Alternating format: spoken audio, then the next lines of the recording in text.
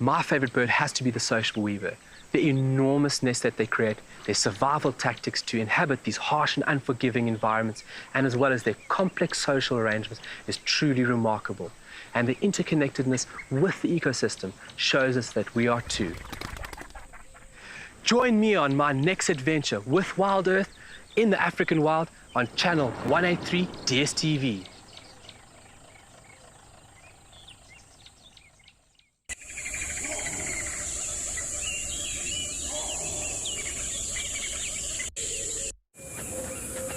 This program features live coverage of an African safari and may include animal kills and carcasses. Viewer discretion is advised. Jumbo, everyone, and have another very good afternoon. Welcome to this afternoon safari. And I have a beautiful male eland here, and this is your afternoon live safari.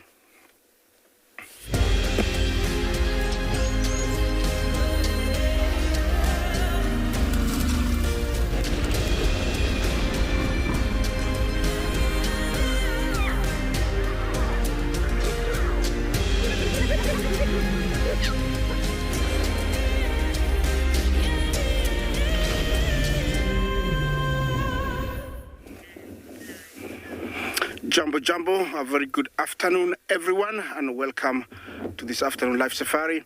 We're coming to you from the Masai Mara, and I'm in the Mara Triangle, and here I have a beautiful male eland, but my plan for this afternoon is to look for cats of different types. Yeah, he is one big bull. I think he is quite old by the looks, but also he's a unicorn. We'll get back to him shortly. Jumbo, my name is Isaac, and on camera we have Bungay. Our mission this afternoon, as you heard, we're looking for cats, but we're here and we found this beautiful male eland, but he's got a few issues. Remember, eland was once a sacred animal to the San people of Southern Africa. It's the Africa's largest antelope, weighing over 900 kilos. It is a browser, feeds on fruits, leaves, grasses, and flowers. And also it's a ruminant, very much like our domestic cows. And this guy has done really well. They live up to 20 years in the wild. In captivity, could be more. And looks like he's seen his better days. When young, they usually tawny color, but as they age, they tend to get gray and sometimes even heading towards black.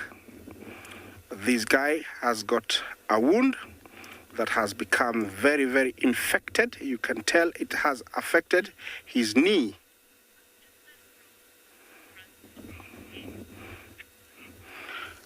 Kuba, Jumbo, what is that growth on in front of his leg? I cannot get very close to investigate, but looks like a tumor, and looks like that is what has affected his health. And I could see him going down to lick it. So it's either painful, but if it's painful, I don't think it could be cancerous. It's just like, you know, he can't bend his knee because it's swollen. I have seen him before. He's been like this for quite a while. But, you know, at his age, I think he is very, very okay. You can tell he's eating really well. So, yes, it does hinder him in walking, but he is fine. Remember that elands are the slowest of all antelopes. Yes, let's take you to another live location.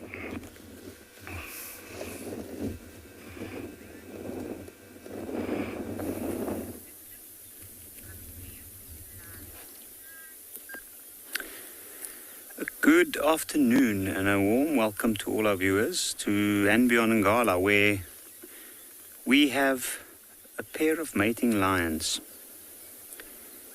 And at the moment there's not too much mating going on because it's quite warm. The clouds have just moved away and these lions are have decided to settle in the shade and rest a little while. Now, myself, I'm Yapi, and behind the camera we have Owen. And this afternoon, if you have any questions, then you can send them to #WildEarth@questions, and I think we will try our best to answer them. Just have a look at that. You can see the male is extremely close to that female. He's starting to dip his head. He's been quite alert most of the day, even though he looks like he's sleeping. The female is the one really that's relaxing. Every now and again, with an interval of anything from 15 to about 45 minutes, she's the one who'll make the first move, get up, and then he'll start and follow her. And when they're done, then he will lay as close as possible to her, kind of in a protective manner. You can see it doesn't look like she's got a worry in the world except for the flies. Look at that long hair coming out of her ears as the wind blows through it, and little flies buzzing around it. I think I can see a fly sitting right on the ear every now and again.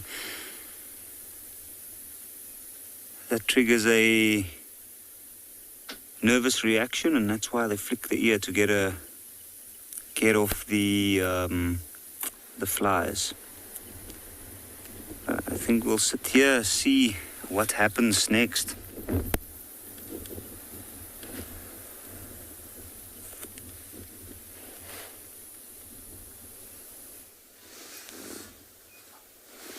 Well, perfect start to our afternoon thanks to Steve's work this morning, and we're able to spend a little bit of time with Tswalu, which is a wonderful way for me to wrap up this stint that I'm on at the moment. So this will be my last afternoon drive for this little bit, and couldn't think of a better way than to kind of spend it with Tswalu, given what we kind of experienced with her last week. So pretty happy that she's still around. She's obviously not going to do too much because the kill is up in the tree. She's eaten quite a lot, so she's quite full. My name is Tristan. On camera I've got Morgan this afternoon, and like I say, perfect way for us to begin our day.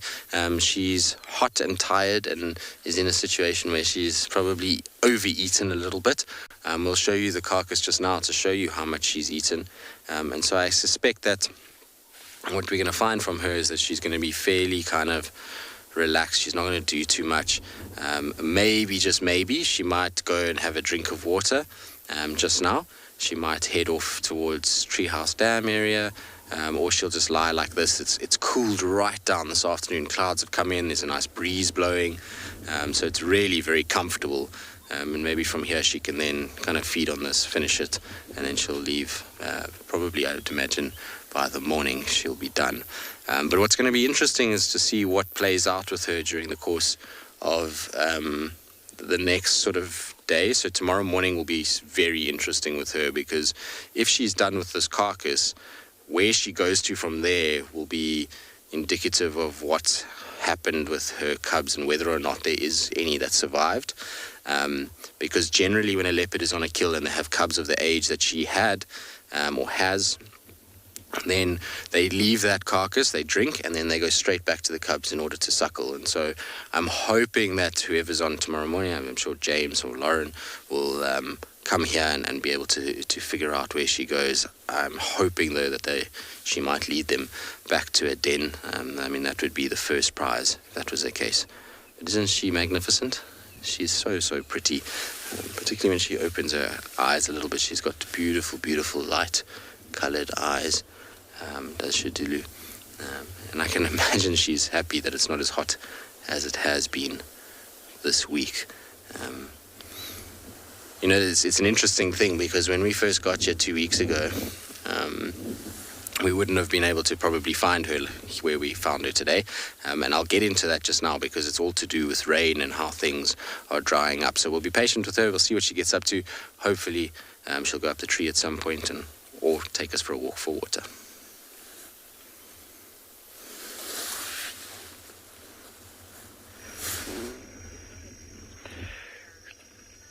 Good afternoon, everybody, and welcome to a warm Tswalu Kalahari. You can see the antelope are preferring the shade right now. Very good afternoon, my name is Kyle, and behind camera is David. Yes, welcome, welcome, welcome. Beautiful sable over here, and a roan right in the distance. The light tanny one in the distance laying down is a roan, and this big, beautiful individual in front here is a sable bull, a male. Still a bit warm. We're at about 84 degrees Fahrenheit, and that's around about 29-30 degrees Celsius, so it's quite warm. But that's okay for us over here. We're used to the heat. We love it, especially David. We're going to continue out west for this afternoon. We've been having a lot of luck out there, and we're going to go once again with open arms to see what Tswalu Kalahari can provide us. Just having intention with going out there, and whatever we receive is what we receive. That's fantastic. We've been really lucky so far with that, and I think we're going to continue. This roan over here busy ruminating. Obviously what antelope do through these midday periods when they can have the luxury of sitting down and relaxing and then slowly digesting the material that they have accumulated from the early morning's grazing. This is also a bull. Male and female do look somewhat similar, but the thickness of these horns and his neck is definitely a male. Well, Madeline, we really can't say that there is, what is the effect already. That's why Tswalu, along with Tswalu Foundation, is running that key project, the Kalahari Endangered Ecosystem Project. And it's basically a project where we are trying to understand not just the system and the animals, but how climate change will eventually affect all these wonderful organisms. So, from my side, I can't say there is a direct effect. Obviously, over the past couple of years, rain has been a thing that's been more variable in comparison to previous years. So that could be a effect already that we're seeing. But this system here is ensuring that we have very, very important and factual data that we can push forward to different societies and say, look here, what we are doing as human beings. We need to change what we are doing. Otherwise, ecosystems are going to start really feeling these environmental effects. So rainfall would be definitely a quick one off the bat, but that's a study that has to be conducted over quite a lengthy time, 5-10 years, eventually becoming evident with certain results. But a great question. I like how you're thinking there with that. It's very, very important that we look at the healthy functioning of these systems because they support us. So in hindsight, if we don't look after it's not going to look after us. So obviously rainfall would affect grass, which in the past 4 or 5 years I have seen the rainfall affect certain animals, and you can see it through the leaner times. Whoa, Rosalit, how many sables are on Tswalu? There's one over here, and I think there's another one down over there. Rosalit, that's actually a great question. We have done a bit of game capture. So I don't want to tell you a number. Rosalit, I'm going to write that down in my bookie, and I will get back to you more than likely this afternoon on this drive and give you a rough figure on how many sable we have on Tswalu. That's a great question. But I know a few were removed and relocated to other places because of the genetic value that they have here on Tswalu to repopulate other places. So I don't want to give you an incorrect number, but I'll get back to you within this drive on that number, Rosette. But quite warm, but what we're going to do is I think we're going to leave these two beautiful animals and we're going to continue. We're basically going to go a little bit further north and then we're going to hit directly due west. We're going to follow the setting sun and we're going to see what we can scratch up in the dunes.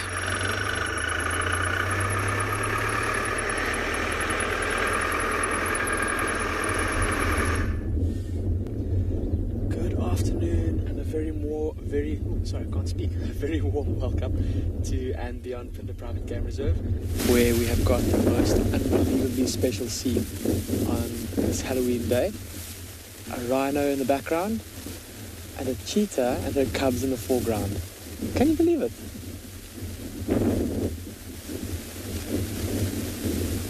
What a way to start the live. My name is Damon, and behind the camera this afternoon we've got Gert, and like I said, I don't know what more I can say. There's just such a beautiful scene behind us there with that mother cheetah and her two youngsters, and then that rhino there. Now, Gert did say that he thought he would see a little rhino calf there with the mother. So let's have a closer look and see if that is the case. It's a bit tough to see for now, but I'm sure... Oh, yeah, there's a calf there. Look at the little calf. It's in the front of the rhino. You can just see its little ears moving around. A mother rhino with her baby and a mother cheetah with her babies in the same scene. How special is that? And a little oxpecker also in the back of the rhino. I don't know if you can hear it calling. That chick, chick, chick sound.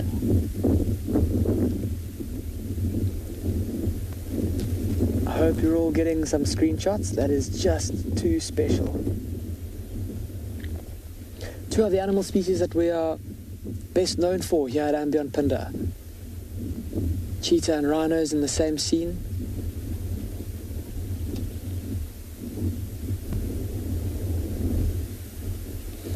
And just like yesterday afternoon and just like this morning, I'm sure you can hear the wind that's blowing through the microphone and see the wind blowing the grass from the left to the right of the screen. It looks like both of these species are trying to get some respite from it. The mother rhino with her rear end facing into the wind, and the mother cheetah lying low on the ground trying to get out the wind a bit. This is just too special, everybody, so Gerrit and I are definitely going to spend some more time here, and we'll let you know if anything changes. Imagine if that rhino comes and tries to smell these cheetah.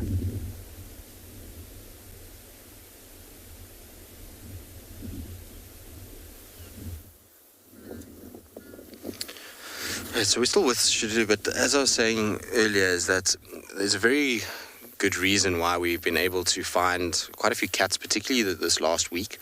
And that's due to the fact that we've had very hot temperatures over the last, I would say, sort of 16 days with no rain. And what that's meant is that all these areas that filled up with water when the rains fell about 4 weeks ago, have all started to dry up. So all these little natural mud wallows that you get, or little natural crevices that hold water, rocky areas, those have all dried. And so what's happened with this particular sighting is why we were able to find her.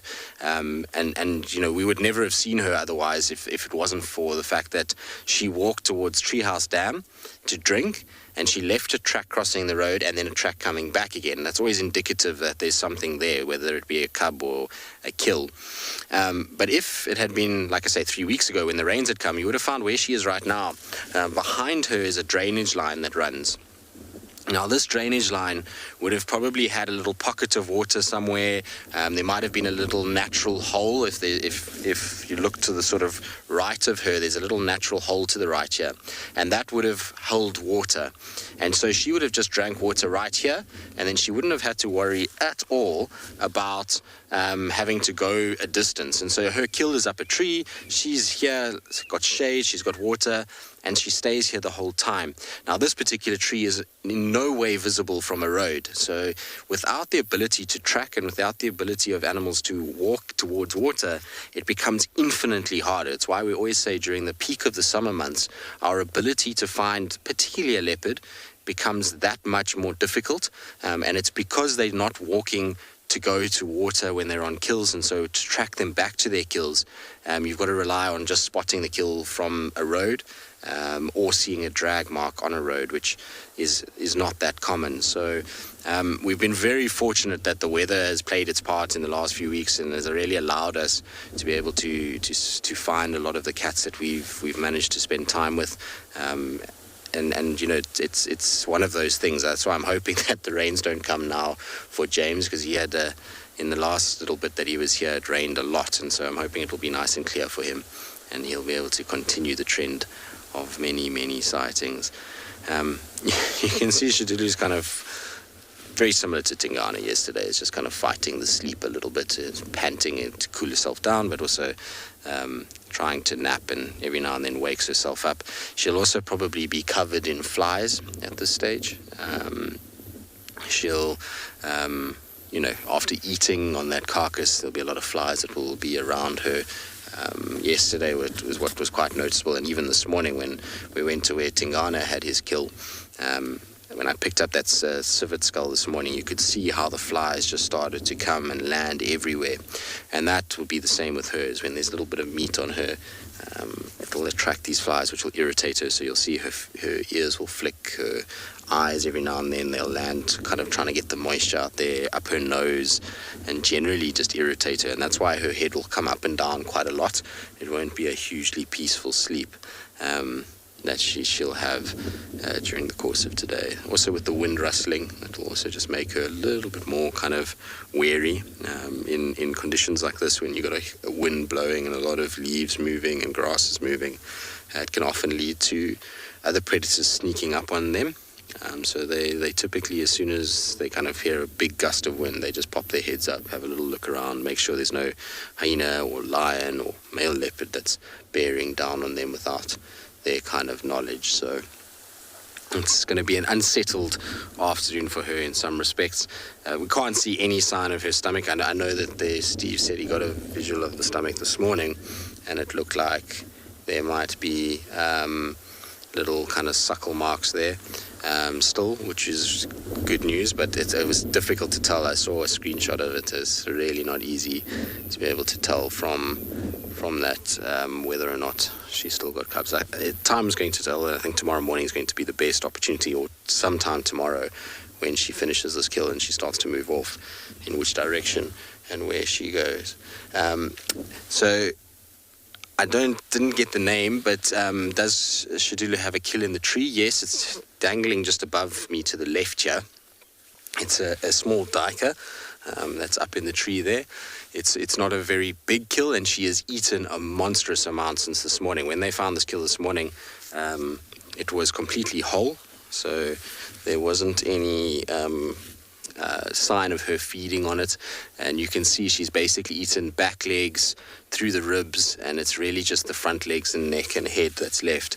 And quite frankly, that will be, I reckon, by tomorrow morning, very little of that left. I think you'll find that she'll have finished most of that by tomorrow morning. That's also if nobody else finds her. If somebody like Tingana or Mulawati or Hukumuri had to walk into this area, they'll clean that up in 5 minutes. So, provided she doesn't drop it, provided she doesn't lose it to a male leopard, she should still be here by morning, but she'll be finishing up pretty quickly in that morning. I don't think she'll be here for all that long. A duiker doesn't go a huge way, a very long way when it comes to adult leopards. They typically get through it pretty quickly. And I'd imagine she's been quite hungry. She's had quite a traumatic week in many respects, and if she did lose all her cubs, she's going to have expended a lot of energy trying to find them, walking up and down looking for them. And so I expect she was quite hungry before this, and so I'm glad that she's had a good meal. All right, well, we'll say with her, like I say, there's not really much else going on, so we'll see what happens and whether or not she eventually goes up the tree for us.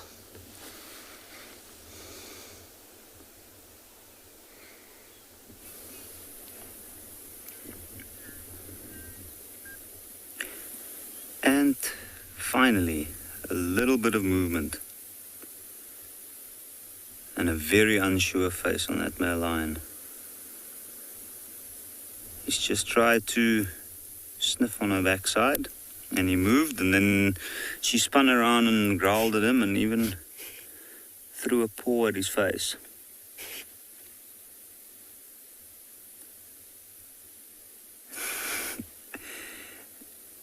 And if you had to ask me what that expression on his face says, it's probably a little bit of disappointment.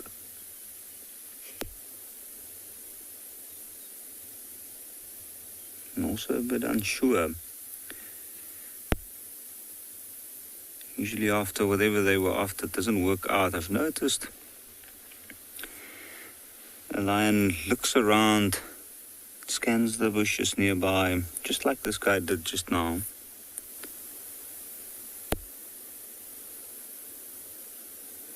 But it's still quite warm here, even though you can see the breezes blowing. Look at the leaves around their faces moving.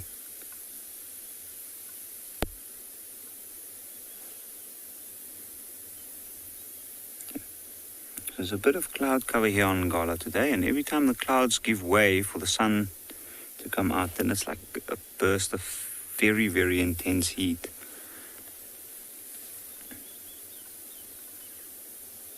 And that might be part of why she is so reluctant to mate at this stage. She's found a spot in the shade, or half in the shade.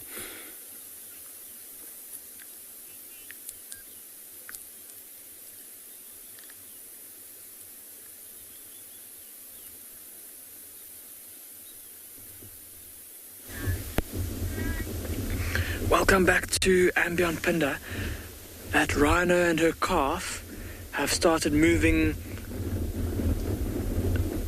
a little bit away from the cheetah, but the mother's been kind of zigzagging backwards and forwards. And I'm still hopeful that she might turn back and cut across towards where the cheetah are. It'd be a very interesting interaction to watch. Would be that between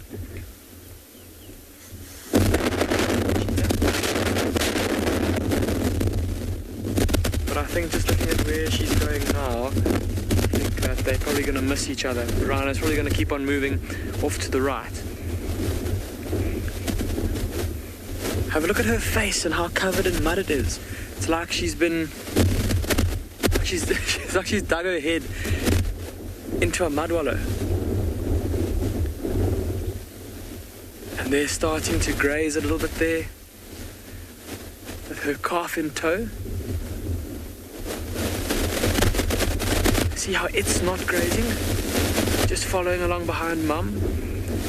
So probably at an age where it's still mainly reliant on its mother's milk. Might be tasting grass or have started to feed on grass, but obviously not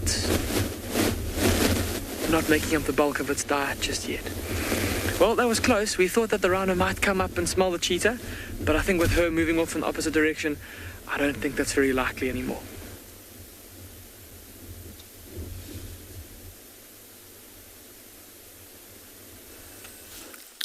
Good afternoon and welcome to the Mara. We have a sleeping lioness. She is so fast asleep. I'm not sure if she's going to wake up anytime soon. My name is Tim, and behind camera we have Big James. This lioness is from the Owino Pride and seems like she's a little bit skinny by the look of her stomach. She's not yet eaten for a little while. So you haven't seen the Owinos for about a week and a half. The last time I saw them, they were together with their little cubs. So they have two set of litters. They have cubs that are about 4 months old and one older one which is about 7 to 8 months old. Now this is where they normally roam, but I'm not quite sure where they've been going to. But it'll be good to see the rest of the members and also the cubs. So Olalashe used to be about this area, and he used to actually follow or used to be dominating this pride. The younger male that we saw earlier in the morning in the show is from the Owino Pride. Not sure if this is the mother or the other lioness.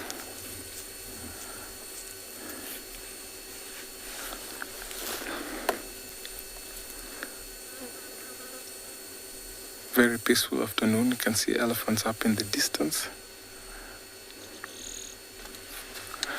By the look of it,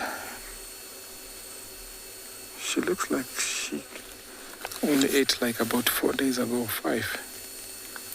Look at that stomach. I hope she finds food soon, because she doesn't look that well.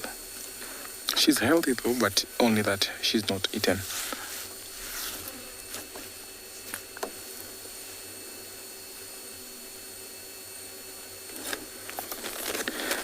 So lions can go up to about sometimes a week without eating.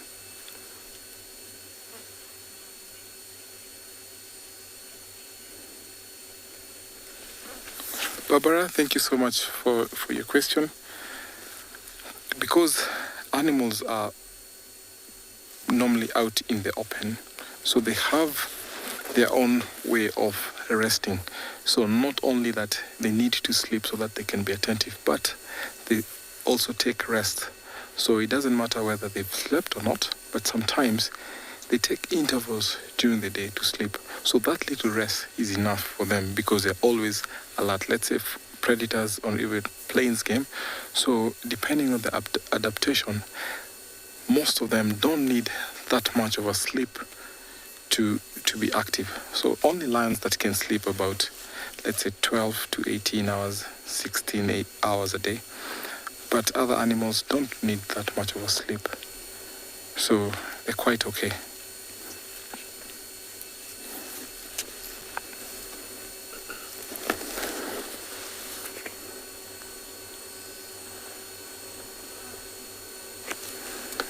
This morning was very cold, so I'm sure she's more than happy to be sitting outside here sleeping because it's warm enough. It's not that too hot because it's still cloudy as compared to this morning. It was so cold. We didn't even see lots of lions. So I'm going to hang around here because I've seen wildebeest not far from here. I've seen zebras, and I'm sure she might get an attention for them. Let me see what will happen as I take you over to another live location.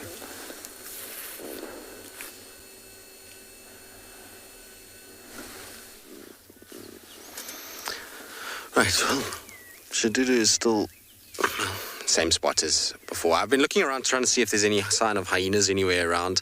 I can't see any. I know that Corky was here this morning, but I don't see any sign of her now, but I'm sure they're around.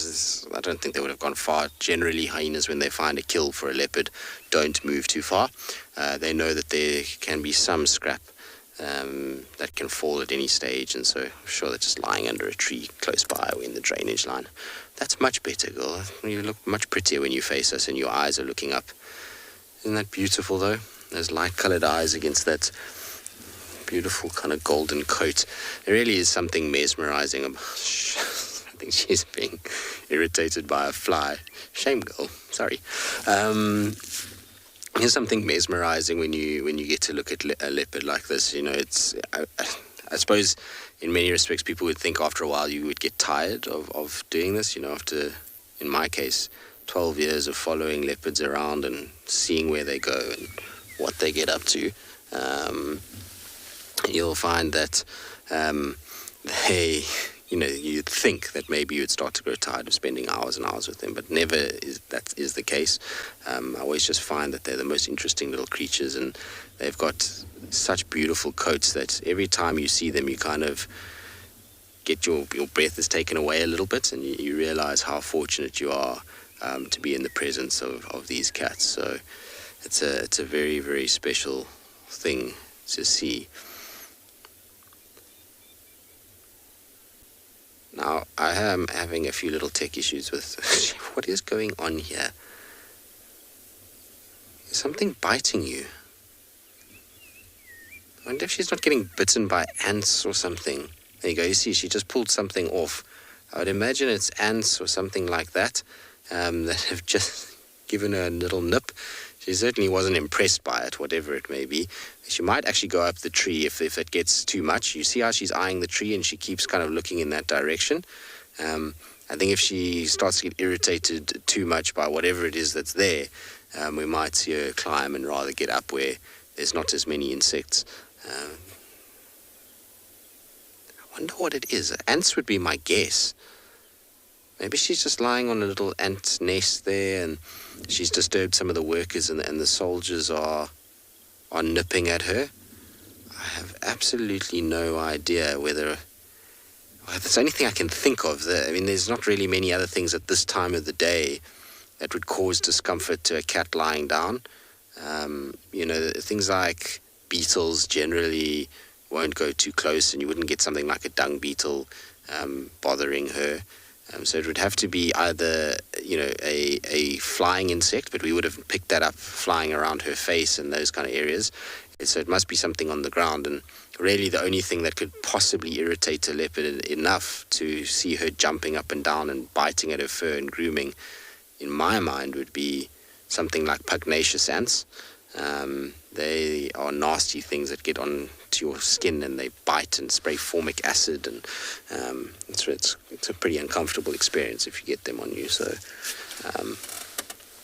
you can feel for her when you see her doing it. All right, well, hopefully it will be enough to drive her up the tree. It will certainly be an epic thing to watch her climb this particular tree. It's a long, straight one, so we'll just be patient and wait.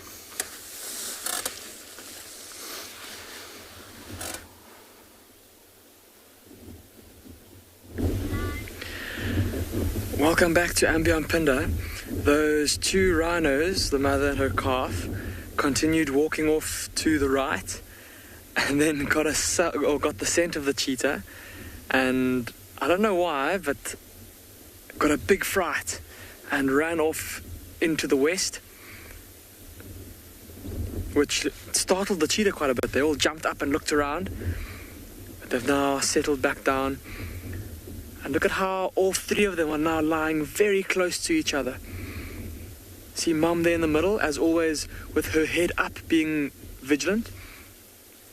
And you look behind her, you can just see the long fluff of her one cub that's lying with its back to her back.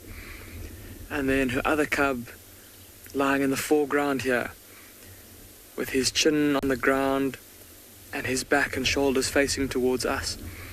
And they're all touching each other. They're all lying very close together to keep each other nice and warm in this frigid wind.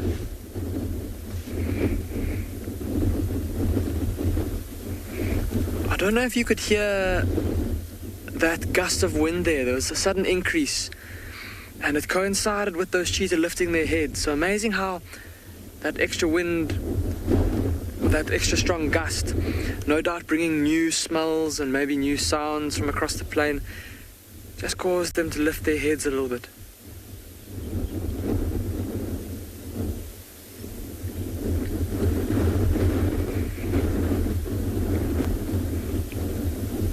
Have a look at how that cub on the far side there, still looking around, still listening.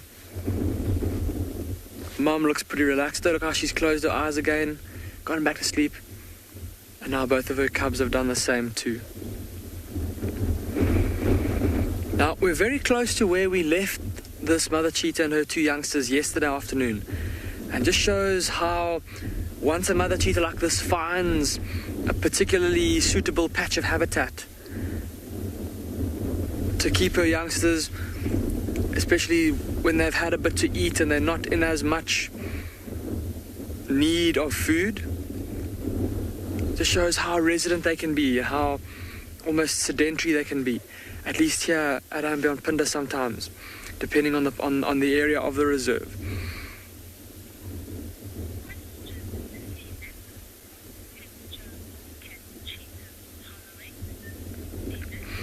Seanak, you're asking about the temperatures that cheetah can tolerate. Seanak, they've got quite a wide temperature tolerance. Thinking about the places where you find cheetah in Africa, of course we get them throughout much of subtropical and tropical Africa, where, for example, here at Mpianda, the temperatures in December and January you can get upwards of 40 degrees Celsius, so more than 100 degrees Fahrenheit.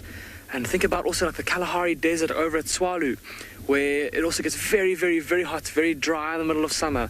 And of course cheetah thrive there as well. Even up on the fringes of the Sahara Desert, there are small populations of cheetah up there, and they survive up there.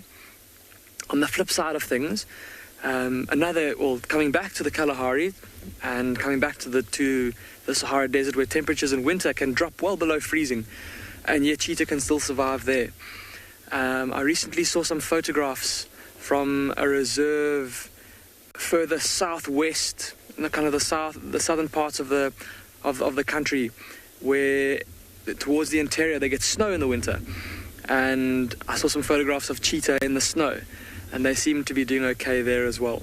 So quite a wide temperature tolerance, Sinak. So very hot to pretty cold. I don't think they can tolerate quite the same cold as something that lives in much colder areas. Something like a wolverine that lives up in the northern hemisphere, in areas that get much colder than it does here in the subtropics. But still a pretty good temperature range tolerance. Yeah, the temperature here at the moment isn't that cold, but it's the wind that's making it very chilly. There's a cold wind blowing from the southwest, and that's typical of when we're going to get rain here at Ambion Pinders, when we get that wind blowing from the southwest, and that brings in these grey sheets of cloud. And even now, as we sit here, I can see off in the distance to our west and to our south, it looks like there's sheets of rain that are coming past us and also approaching towards us. So we'll keep a lookout for that. I don't think we're in any danger of getting rained on just yet, so no need to put ponchos on yet, everybody. We should be okay for now.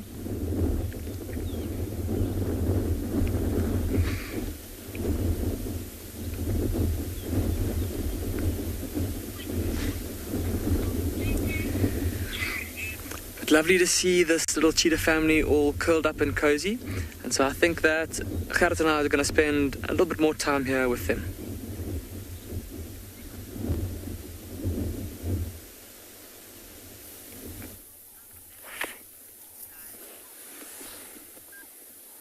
And not much has changed over here. You can see even the male's decided to put his head down. The shade's moved a little bit and the wind's quieted down slightly. I think the female's fallen asleep. If I look at her tail, if you look very carefully, you can see it's over the male's front paw. And it's not twitching, not even her ears at this point. I think she's fallen asleep properly, which is probably not very deep.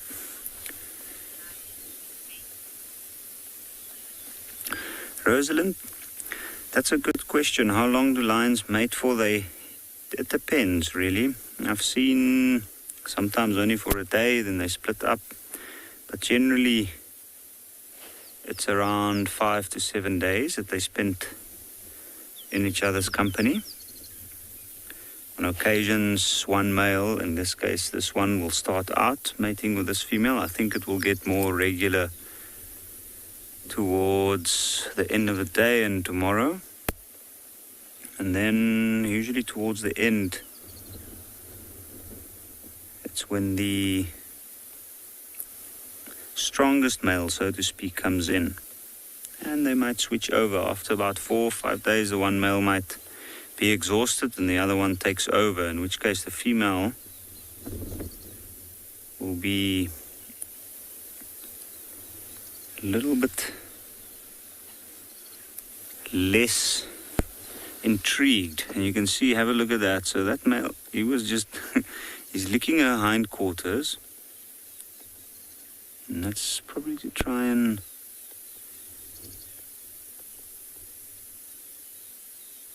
pick up any chemical signs from the back. You can see she didn't really appreciate that. That's why she lifted her head quickly like that. And now I can see her tail moving as well, so she is awake and aware. Looks like he's just fallen back into a doze there.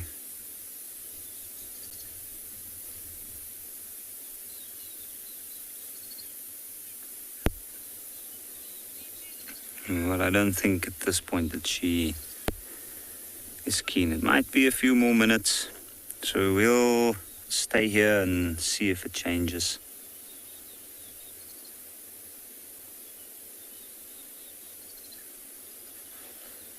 Oh.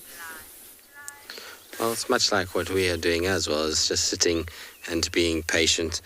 She seems like she's starting to nod off to sleep again rather than actually starting to wake up.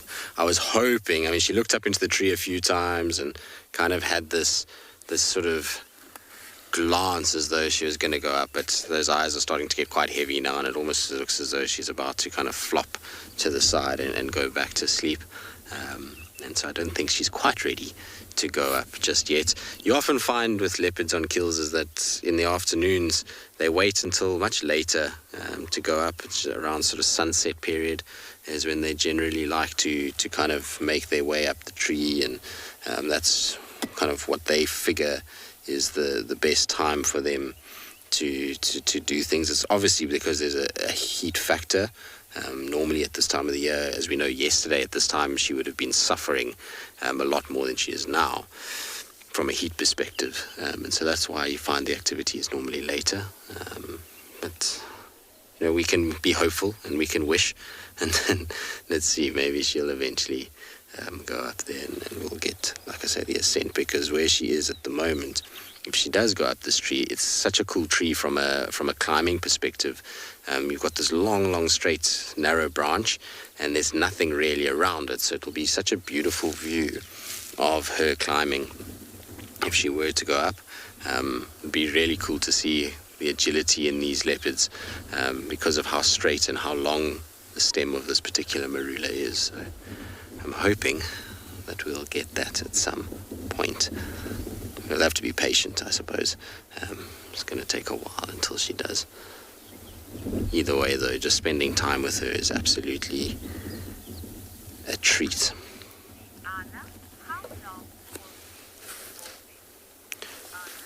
Deanna, you're asking how long she'll be mourning for. Well, it depends on a number of factors. So, in her situation, if she still has another cub, then she will already be focused on carrying on the raising of that cub. The death of one cub will, while she would have looked for it for a couple of days, she still has a duty to fulfill, and that is to keep the other cub safe. And so that distraction means that she gets over it pretty quickly because of the drive just to keep the other cub alive. If there is a surviving cub or cubs, it's possible for leopards to have more than two cubs. And so, then we would probably find that her mourning process is already over. Often you find, though, if the animal was able to see what happened to their cub, then they often get over it faster. And in her case, she saw exactly what happened. She watched the hyena eat her cub, and she went to look for it in probably desperation in order to see if maybe somehow that cub had managed to escape and get into a thicket or something like that. So I think you'll find that her mourning process will be very, very, very, very small and short, based off the fact that she saw it or that she has a cub already. And so her looking around for a few days, not finding the cub, she'll know pretty quickly that, that cub didn't make it and that it's gone. And so, she's got to get on with it then. Her life has to continue. Ultimately, being a part of these ecosystems, life is always at a delicate balance, and she's got to still find food, she's got to find water, she's still got to keep other females at bay, she's still got things to do as a leopard. And so she'll very quickly start to get back into those kinds of things. And we know with leopards or with cats in general, when they lose litters of cubs, the body goes back into an estrus pretty quickly. So it can be as quick as 3 to 4 weeks. Generally, it's a little bit longer than that. You don't normally see them mating until, I would say 6 to 8 weeks, sometimes even 12 weeks, until you start to see them really showing signs that they're trying to attract a male. But the process for them is they've still got to survive, and so they can't spend too much time mourning the loss of a cub. It's something, it's a weird concept for humans to understand, but she'll very quickly realize whether that cub is alive or not, and then carry on with what she needs to do. She's been through this before, so previous experience with losing a cub will stand for something in her world. You must remember that she lost her one of her previous litter to, well, I'm actually not even sure. There was so many conflicting reports about it, and so she definitely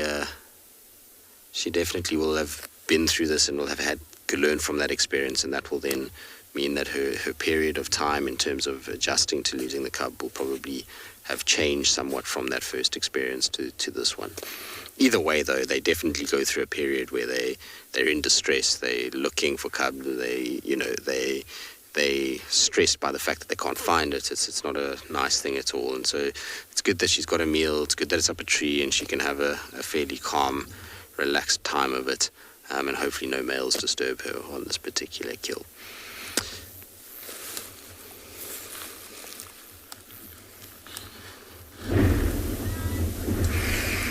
This mother cheetah and her two cubs are still pretty much in the exact same place as where they were when you left us, still huddled up against the wind.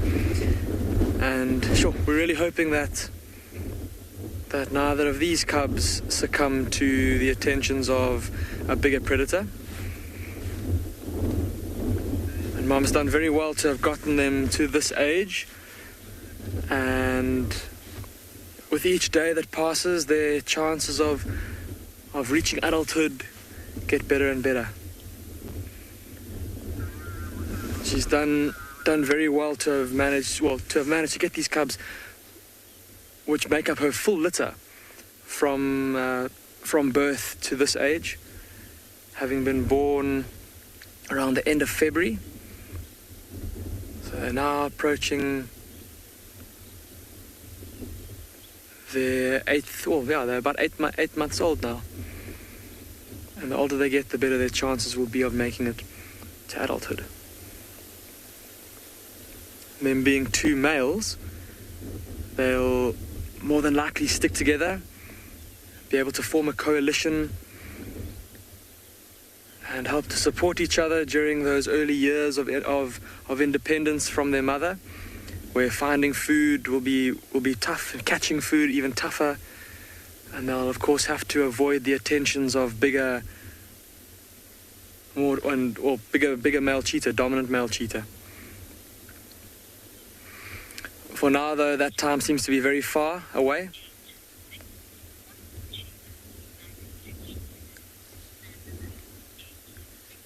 Madeline, and you who are 6 years old, you're asking what cheetah like to eat. Well, Madeline, they like to feed on small to medium-sized antelope. So normally antelope that are kind of 50 kilograms or about 110 pounds or less. And it will depend on which part of South Africa they live in, Madeline, what kind of animals they like to feed on. So here at Ambionpinda, the most common antelope that fits that kind of size category for this mother cheetah are Nyalas and Impala. And so that tends to be what this mother cheetah will be trying to hunt most of the time. She also might eat things like grey duikers, or here at Ambionpinda we get a kind of duiker called a red duiker. And I'll quickly show you a picture of what that looks like. It's an antelope that we do see fairly frequently here. Just unfortunate that they are very, very, very skittish and very difficult to get on camera. But there is a little red duiker. That's what they look like. And that's about how big they are compared to a person. So very small antelope, Madeline. But yeah, I think for now, this mother cheetah, because she's got a relatively full belly, and her cubs do too, I don't think they're going to be hunting anytime soon.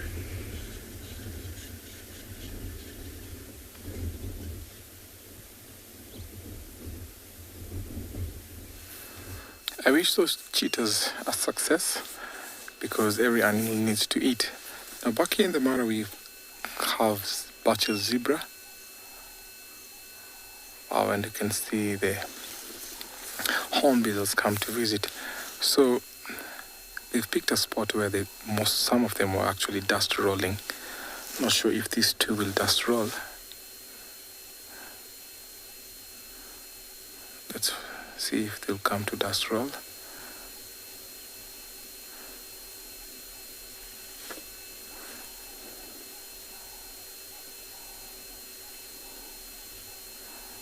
Not so sure.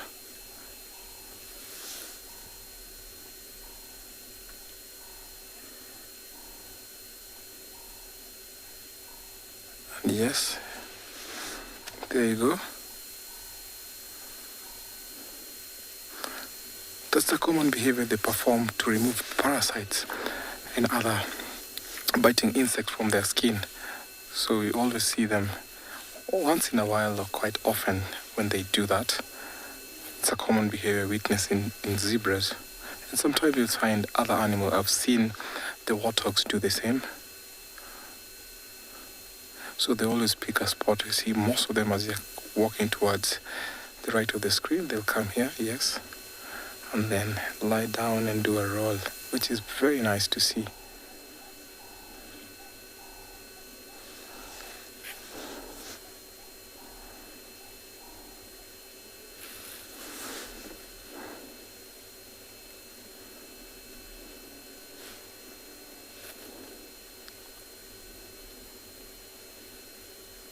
So some of these are actually walking towards the edge of the escarpment. They're following the zebras who left here about an hour ago.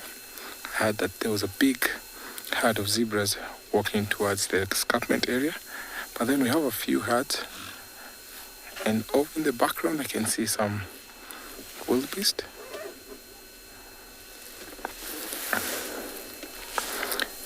They all walk together because they favor the same grass. They come in together very well when it comes to security alert.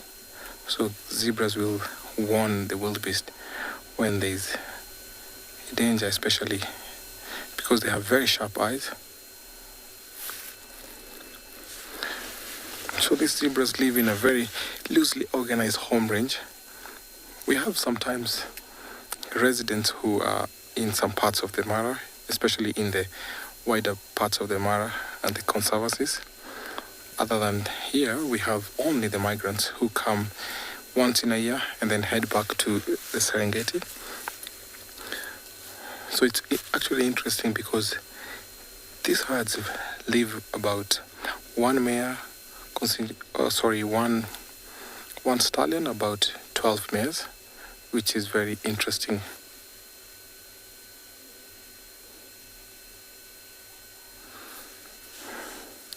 Then thank you so much for your question.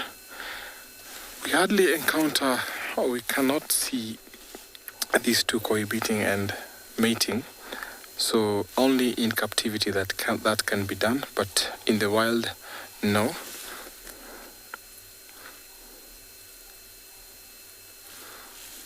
So each member here can recognize the members of their group by sight, by seeing them, and actually by the voice they call. You find that one stallion controls about 12 mares, and they keep on walking together, forming very small groups. But when they're in big herds like this, they all move together. But each stallion is dominant for about 12 to 13 mares.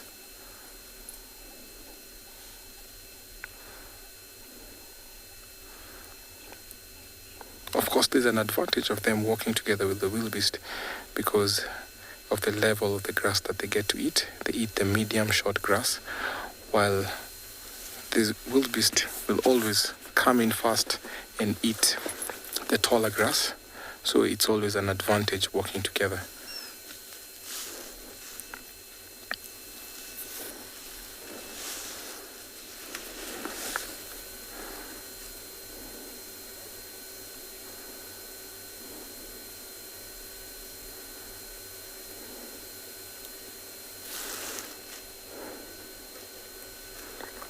So we're actually seeing the last groups walking back to Tanzania. And I'm sure by mid next month we'll not be seeing any wildebeest or zebra. Unless if tables turn and start raining and they decide to come back, because it's the rule of nature, you never know. You cannot control nature. You can see the wildebeest coming slowly. You look at them, they're walking in a single file. Very, very nice.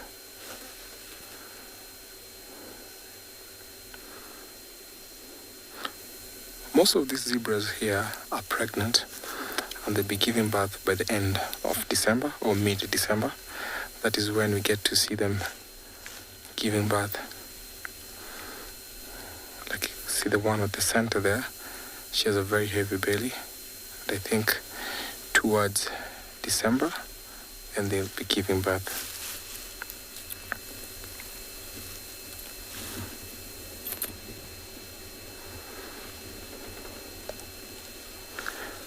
It's a nice spot to watch this plains game grazing, so I'm going to hang around here for a little while, wait for those wildebeest, because we are not far from where we saw those lions sleeping.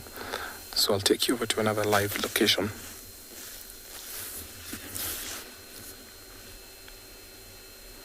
Shafika.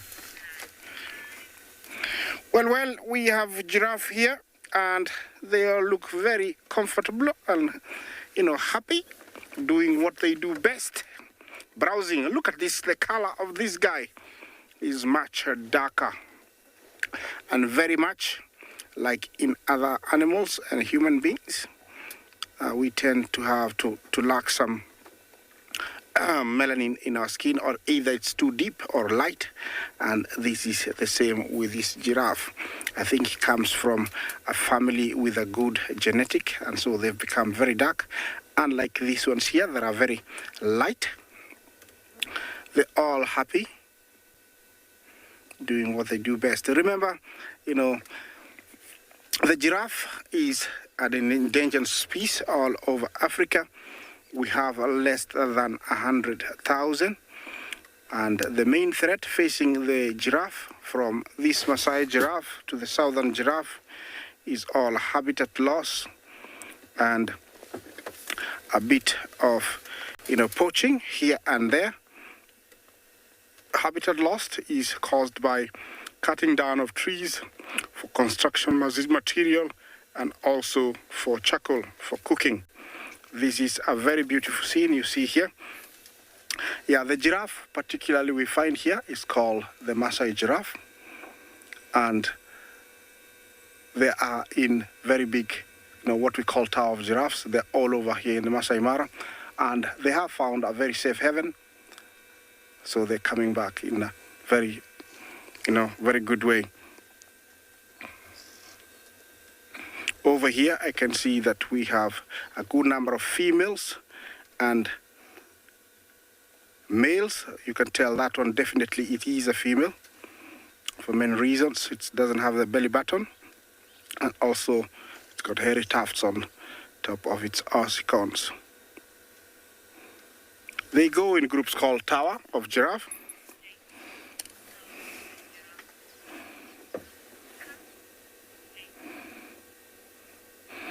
Jake, how long is the giraffe pregnant for? Is that the question? They all carry their young for about 14 to 15 months. A very long way.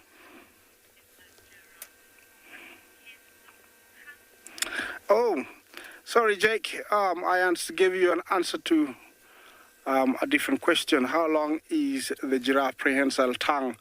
It is said it's around 18 to 20 inches. Very long. Added to its height, the giraffe can reach something in a height of about 20 to 21 feet up high.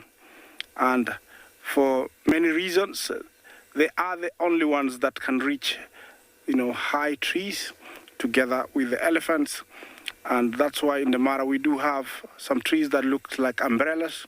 They have been underbrowsed by giraffes and elephants. We only have one kind of giraffe here in the Mara. It's called the Maasai Giraffe. And it is the one you're looking at.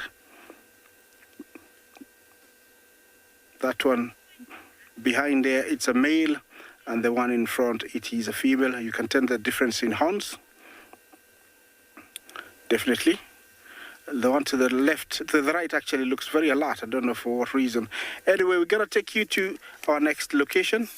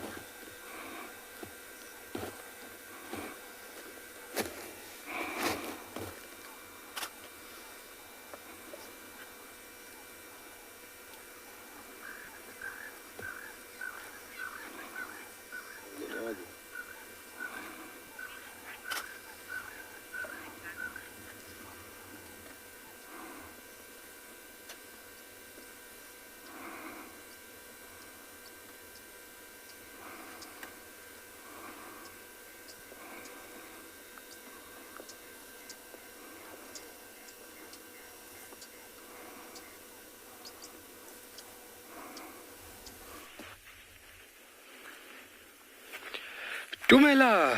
Hello and welcome to Tswalu Kalahari. Hello, hello. On our way out west, we got stopped here by something. My name is Carl, behind camera. David, welcome. We got stopped by that beautiful white displacement of little things out there. We initially thought it was a bird that got taken out, more than likely by a raptor. But on closer inspection, we found these beautiful little things. That over there, in between my fingers, is a seed. And that is what is shining in the background. That is multiple seeds laying on the ground from a plant called a jasmine creeper. And if you take a look at that, that is quite an amazing form of seed dispersal. If you take a look at seed dispersal, it happens in multiple ways, either by barbs, sticky substances, animals, birds, you name it. But one very efficient and widely used method is that of by wind. Pretty incredible. So this is the seed pod itself, and look at how these seeds are jam-packed inside the seed pod. So this would have been the pod with its other section across there. Oh, hello, Mr. Ant. Let me just get him off my hand. And obviously with the drying conditions, the seed pod would have started fracturing and eventually would have opened up like this. And then via the wind, a very efficient way of dispersing one's seeds. Doing it like this is a very easy method to pick up the wind and disperse one's seeds, but you can have seed pods having wings, tiny little blades, obviously to ensure that this little seedling is moving away from the parent plant. And wind is a very efficient system. Sometimes we find wind very disturbing if you're fishing or tracking, birding, you name it. But wind is a very, very important factor for multiple things, just like this.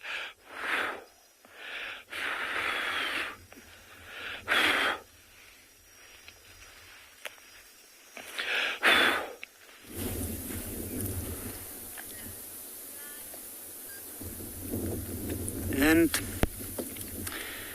we have quite a cool down afternoon here on Ngala. You can see the two lines have moved out into an open space now, and with this cold breeze or cool breeze coming through, I think they might rest a little while properly.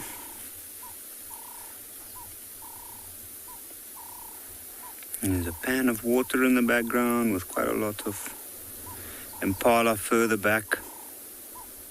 I think a good place to be indeed. Now, I'm Yapi, and this afternoon we are sitting with these two lions, and hopefully we'll get to see a little bit of mating happening. Today is the first time that they've been found together. And if you have any questions, you're welcome to send them to us, and we'll do our best to answer them.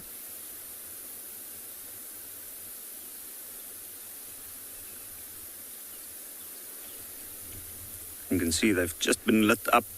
That's because the clouds have moved away in front of the sun, so this might make them move. Look at all the flies around that one's face. You can see he's pulling his lips up, and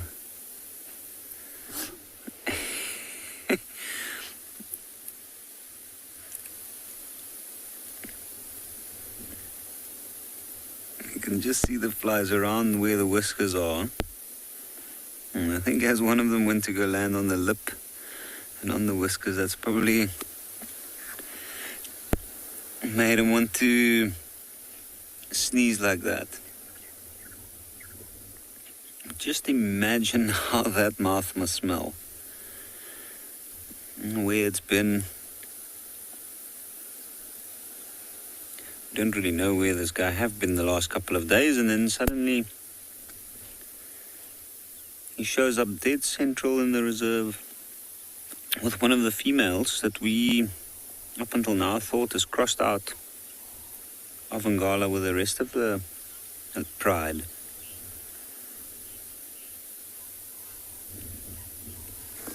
Jackie, that depends.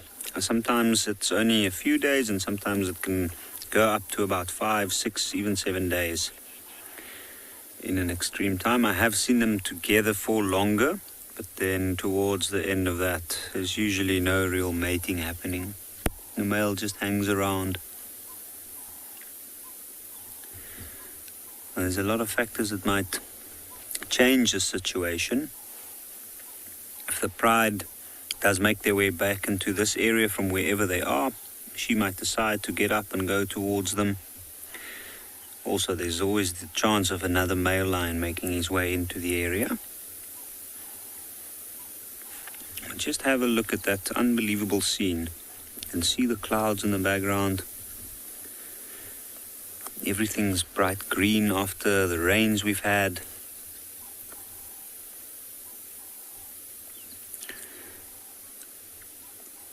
And two extremely content lions.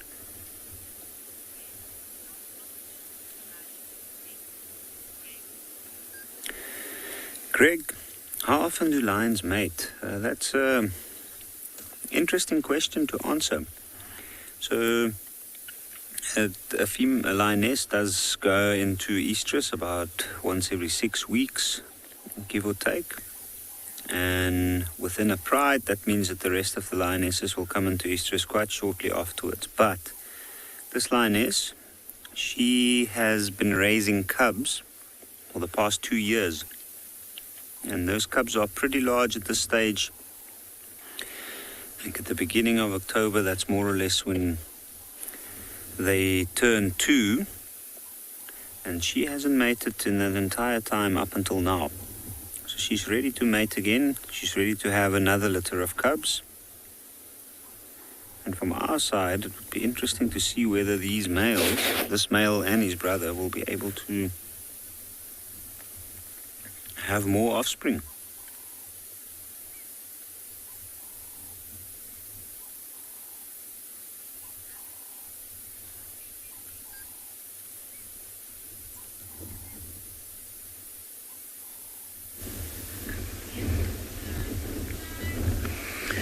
Good afternoon from a very chilly and windy Anbionpinda,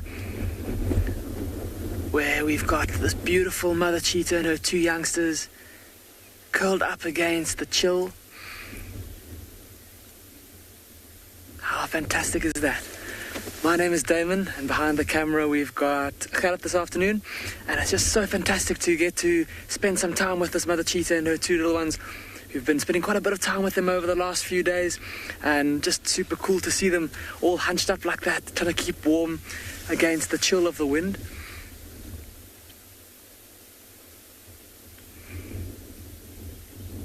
And they are nestled, I suppose nestle is not the right word, because the spot they're sitting in is not very cozy at the moment. It's very exposed to the wind, but sitting in the middle of this open clearing. And we've been seeing lots of different kinds of animals, different kinds of herbivores moving around on the outskirts of the clearing. So it's going to be very interesting to see what happens if something like a giraffe does come up and investigate them. Tony, you're asking a very interesting question. You're making reference to the hairs that are on the inside of the cheetah's ears. Tony, you're asking if it's to muffle wind. Now, Tony, I suppose that they might serve that purpose. Another very important function is that, of course, those ears are very sensitive, and there's, obviously, it's the ear canal that's on the inside of that.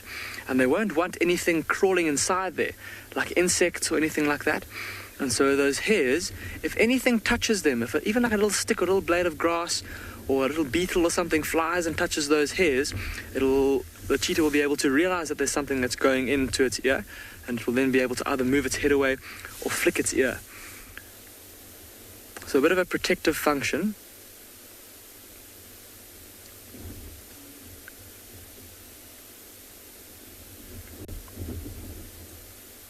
Look at that one in the middle, and how it's looking off to the right. I wonder what it's seen.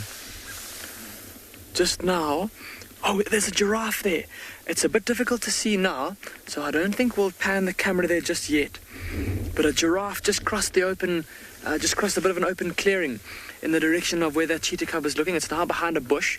If it does come out, we'll turn the camera and face towards it. But that's what that little cheetah cub has seen.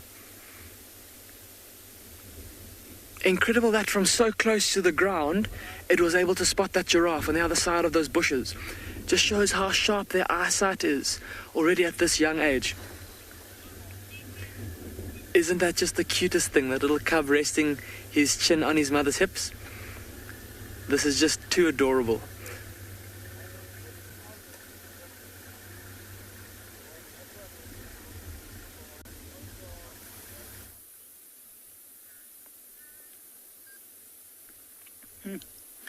Talking about herbivores approaching predators, if we have a look straight at the back where that little pan is, it's a seasonal pan, so areas like this usually get started from mud pools or wallows and eventually gathers enough water to form a pan. But right at the back through the tree line there's a reasonably sized herd of impala there. You can just see the legs of one or two there. At this stage they are completely unaware of these lions.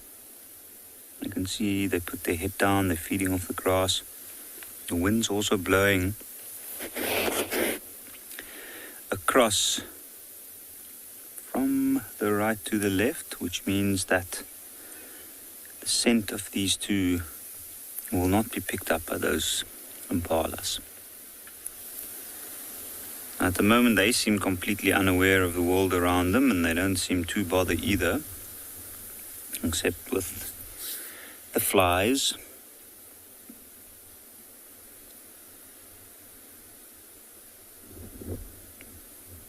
Notice the tail up. So let's see, he's probably going to investigate, see if anything's changed, or maybe if she's changed her mood.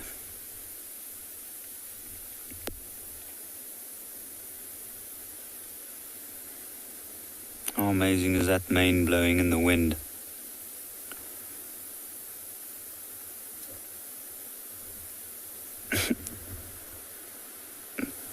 Looked like he was breaking some wind there.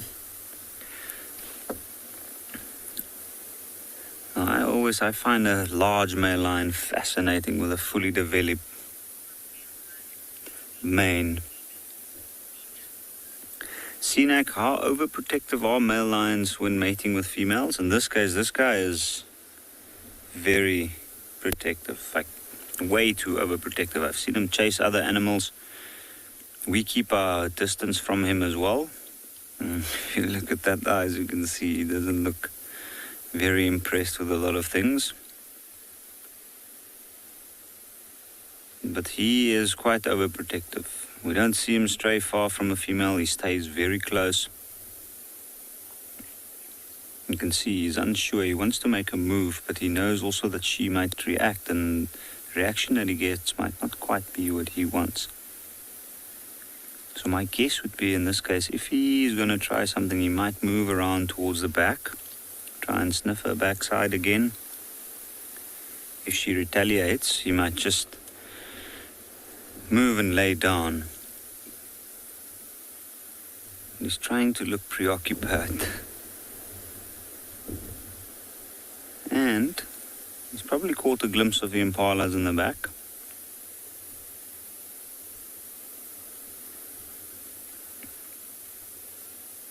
Can have a look there. We see a couple of them.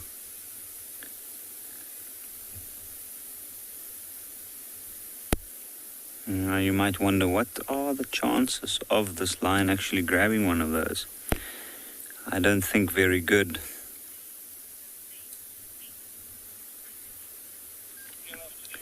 Emmy, do this lion stay with the same mate? They stay within an area with the same prides that's in that area.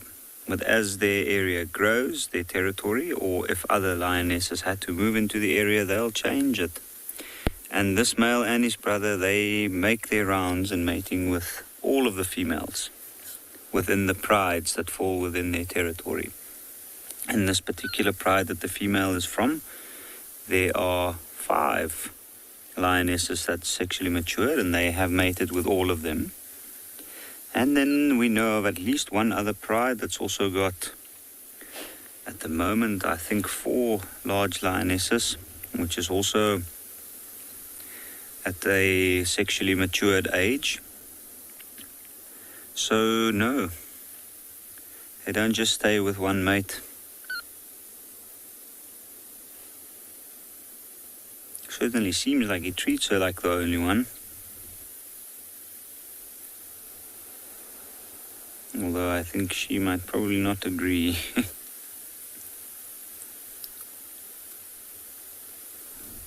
And you can see now he's just dipping his head again. No activity, no signs from her side.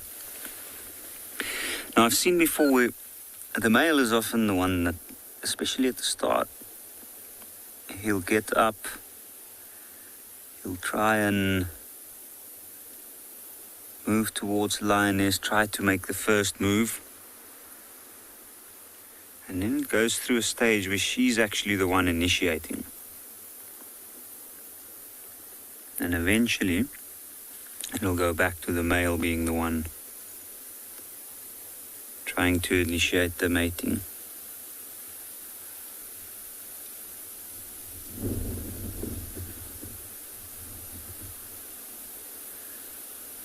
But he does take the careful approach, even though he takes his aggression out on anything else that might be nearby. From her side, she is very capable of giving him a serious injury if he's not careful.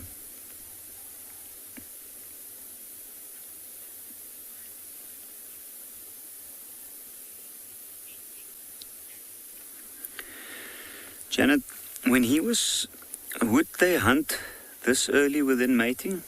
I think they certainly would if they get the opportunity. When he stood up earlier on, even though he was more interested in her, he was scanning the area, taking in his surroundings, making sure and knowing where these impalas are, what other animals are around. And he's also, at that same time, always kind of assessing an opportunity. I mean, he might not be starving at this point, and he's probably not going to spend the energy on a hot afternoon to try and hunt something as fast as an impala. But if anything happens where an animal with a disadvantage moves into the picture, he might try. And then I'm sure he'll eat most of it.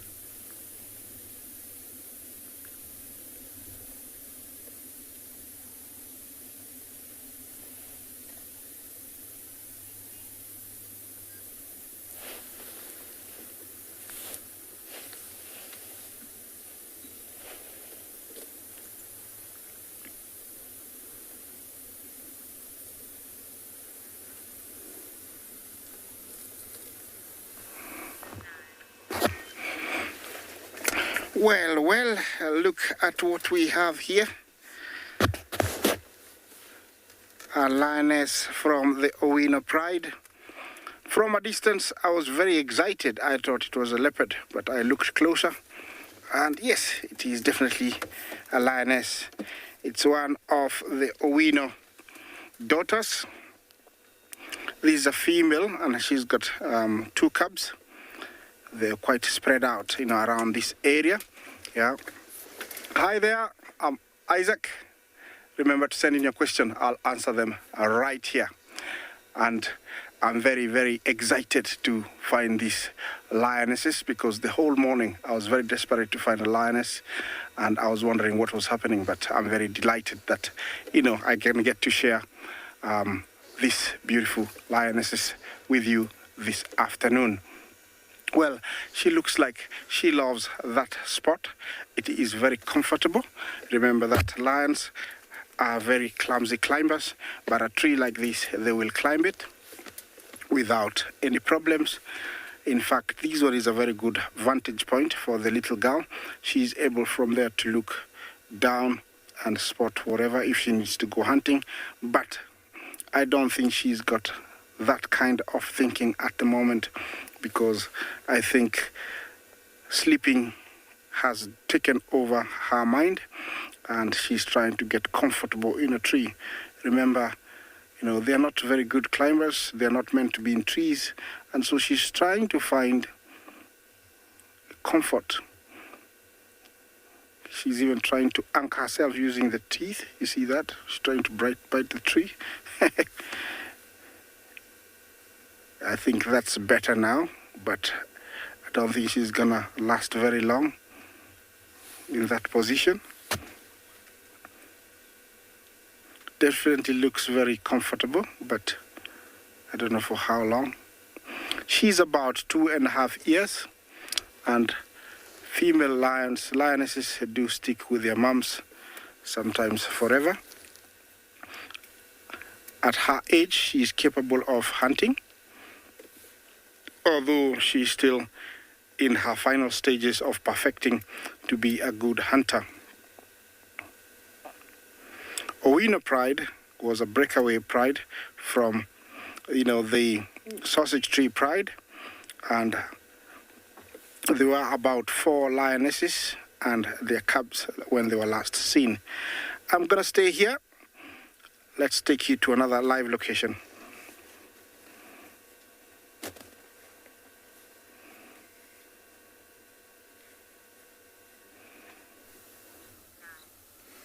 Well, how exciting is this? This is something very, very special for Djuma. That is the Three Cheetah all together. I'm so excited we found them. We got a report that they had tracks for them this morning but couldn't find them.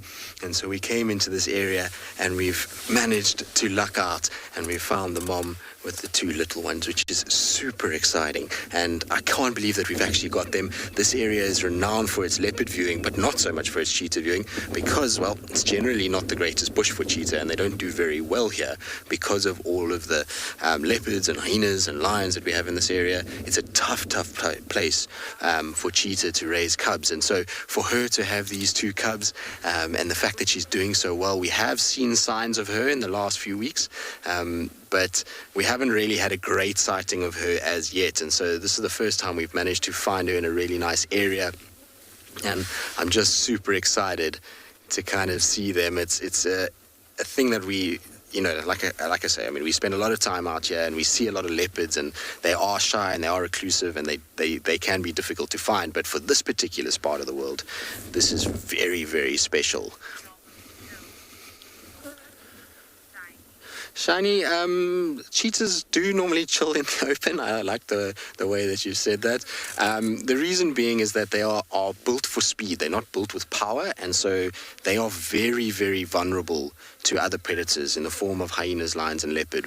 And so if they're in thickets, they can't see those animals coming, and so they have to be very, very careful. So they rather try and find these kind of clearing areas where they can spot any predators coming close and then get away before it's too late. And you'll notice, because we've just found them, they would have been resting in the shade of that tree, but because we've just got here, you see how the whole family has stood up and they're all scanning in different directions. You see how they're looking. They're just making sure that as the car arrived, that we didn't arrive with another predator and that we haven't brought any other disturbance. So mom is checking, the cubs are checking, and once they all start to calm down and they realize, okay, wait, there's nobody around, then you'll find that they'll all start to sit and everybody will be a lot happier, and they'll start to kind of relax. Also, they haven't had huge amounts of exposure to vehicles, and so they're a little bit shy, and that's why we're keeping our distance away from them. But so special to see them, and I'm so excited to see what they get up to this afternoon.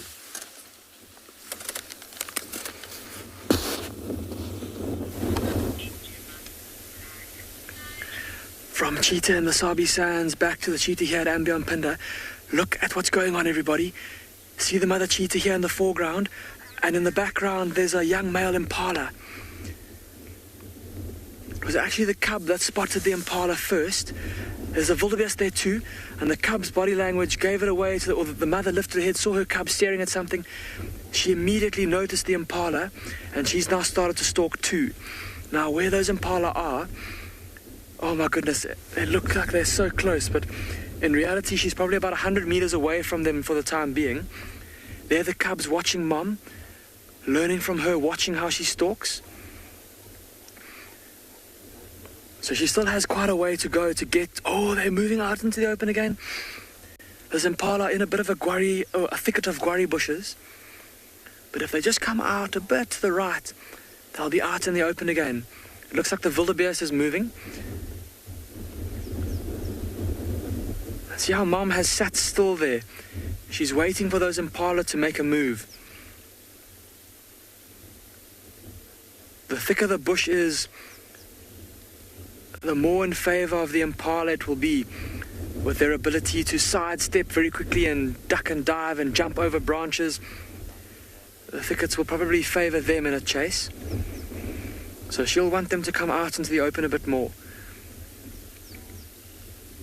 See how she's sitting relatively still, facing towards them, making her profile as thin as possible.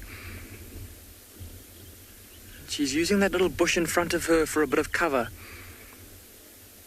But she's not being super stealthy. I think she's still weighing up her options. Like I said, all those thickets there will mean that if she does chase, things might not go her way.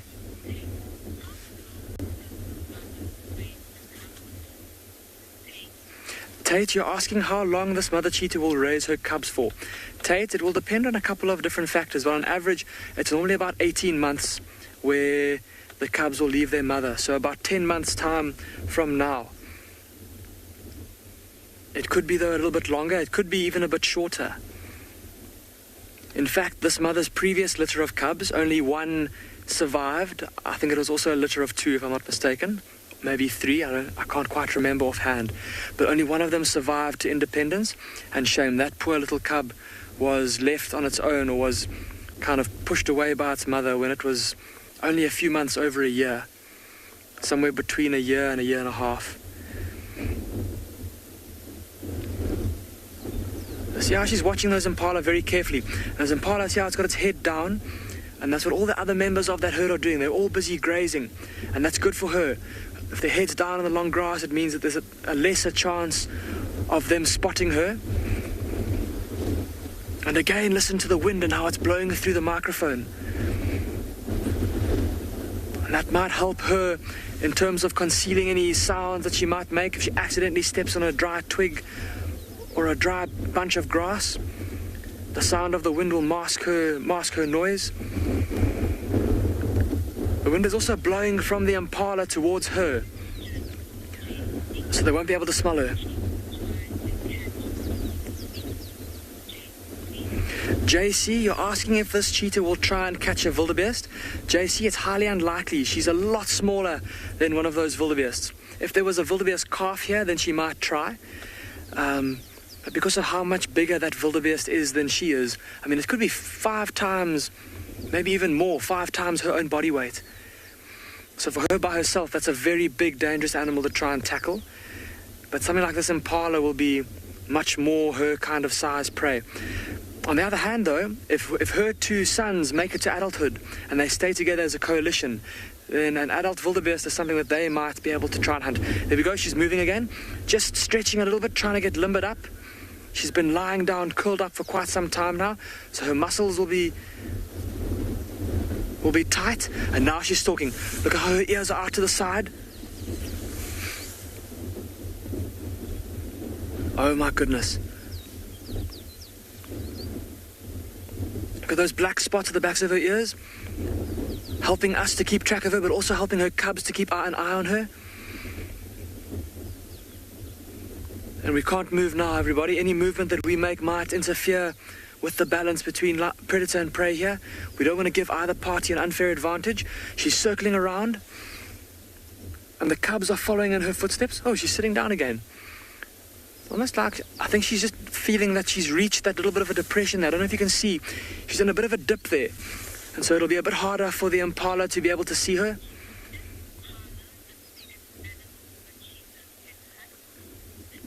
Mitch, you're asking if an impala is the biggest animal that a cheetah can hunt? Mitch, no. Like I was saying, for 2 males or a group of males, they might be able to take down a wildebeest. I've even seen a single male take down an adult wildebeest cow before. I've even heard of female cheetah by themselves taking down adult kudu cows, of course. So that's the biggest animal that I've heard of a female cheetah taking down, Mitch. And that's a big animal. Think about a kudu cow. That's at least 3, maybe even 4 times as heavy as what she is. The cubs are following along, because at this age, like I said, they're about 8 months old, so they'll be at the age now where they're going to be wanting to learn how to hunt, and mom will want to teach them about hunting and about how to kill things. But they're going to have to be careful, because they're moving around like this is not going to be helpful to mom. While the added weight, when she actually catches something, might be a bit helpful, the excess movement might give her away.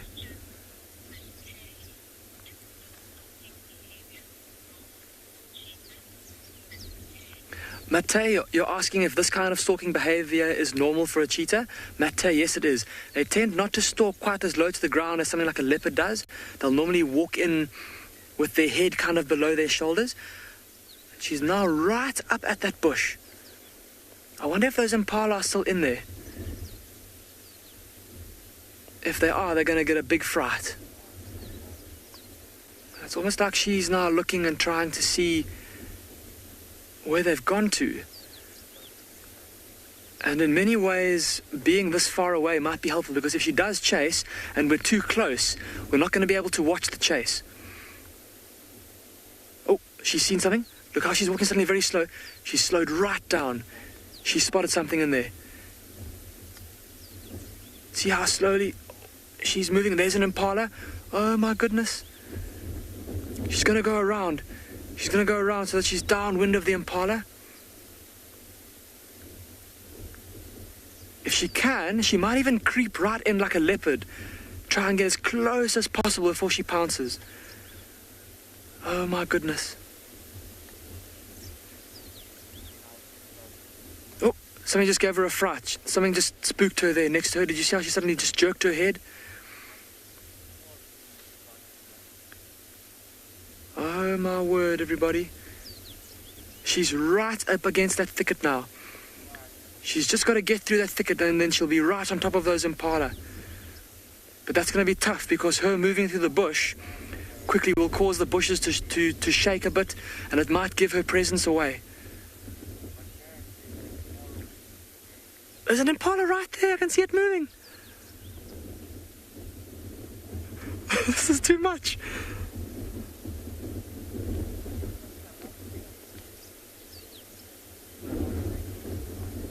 And we'll take our cue from what happens here. If she starts to chase, if the impala start to run, I think we'll probably try and watch from here, because if we go rushing in, we're probably not going to get to see what happens. And we'll listen out for the sounds. If she does charge, we'll listen out for the sounds of the scuffle, the sounds of the impala distress calling. And that will tell us if she's been successful. Unfortunately, I know it's very difficult to see everybody, but like I said, we can't move from here.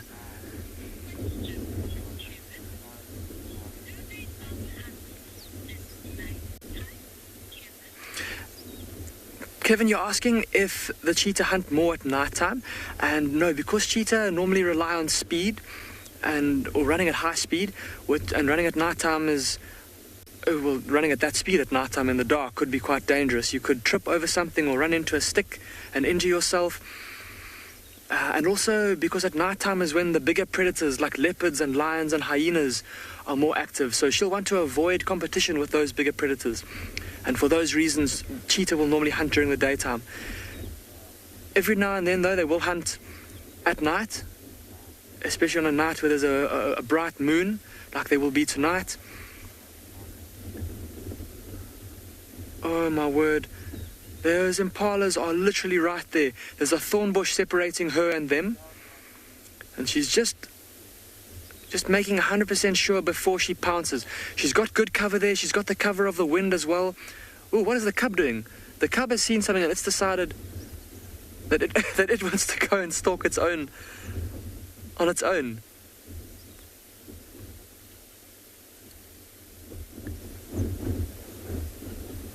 Be careful, little cub, that you don't ruin your mother's hunt and ruin your chances of getting something to eat. But I don't know if you can see the impala moving through the thorn bush there. They look like, from here it looks like they're only a few meters away from that cheetah. She's being patient. She's waiting for them to come to her. Oh my word, they're coming right towards her. You've just got to get through the bush.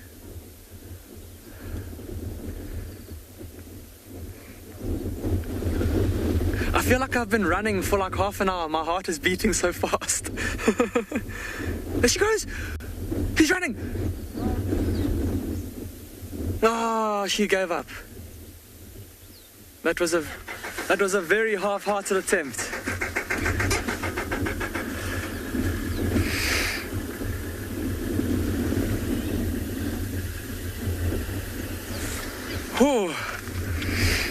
Oh my word, everybody.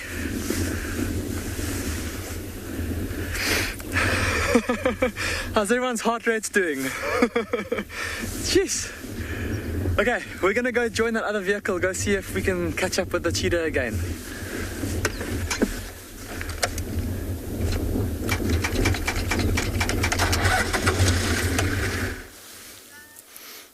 Unfortunately for those cheetah that didn't catch anything, these cheetah actually were successful this morning. So when you see her standing up, you'll see that her tummy is quite big, as well as the cubs. They managed to get themselves an impala this morning. One of the guys found the carcass where they'd eaten, and that's why we knew that they were in the area. And they weren't found, like I said, this morning, but eventually they kind of have come out this afternoon. You can see the tummies are quite round. They're still a little bit shy of vehicles. They're not... like I say, viewed as regularly as what our leopards in this area are, or the cheetah down in Phinda. And so these guys are a little bit more kind of apprehensive of the cars around them. And it's why we give them a lot of space.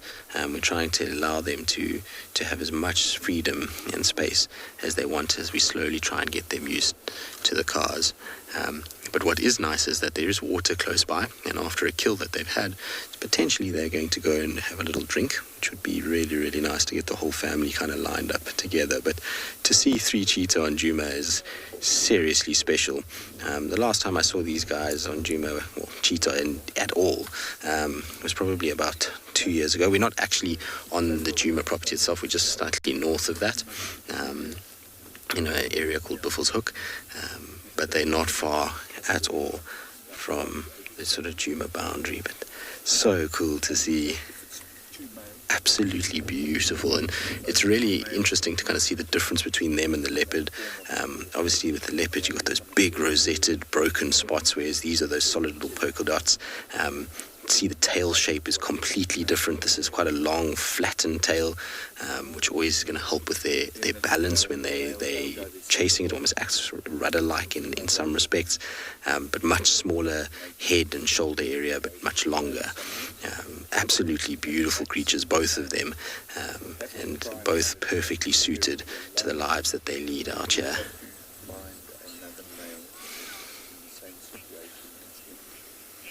So, Victoria, it's difficult to say. They move quite a long distance. So to give you an idea, these cheetah get seen quite a bit on Mala Mala, which is to our south. And from where we are right now, that would probably be, I reckon, maybe about 15 to 20 kilometers away. And so they've moved from there. They went all the way up into the Manyeleti, and then they've come back south again. And this is the furthest west these three cheetah have been seen ever. So they're slowly pushing and expanding, and it's probably due to the fact that we've seen very little lion activity of late, and that's allowing them to come into these areas and utilize these big open clearings in this part of Buffelshoek. So it's really great for us to see them, and hopefully these cubs, which are starting to get older, they're starting to learn to hunt now. Remember, she'll be teaching them a little bit how to hunt. The more that they're coming into this area, the more that, and there's no lions, the more that they're going to hang around, that's for sure. All right, we're going to catch up with them. They've disappeared quite a long way away from where we are right now. So we're just going to try and see if we can get to where they are and get another view of them. They are heading away from the water. There is water just behind us here, so I was hoping they were going to head more towards a water point, but it seems like they're heading away from that a little bit. Let's see if we can just get a view. Like I say, I don't want to go too close to them.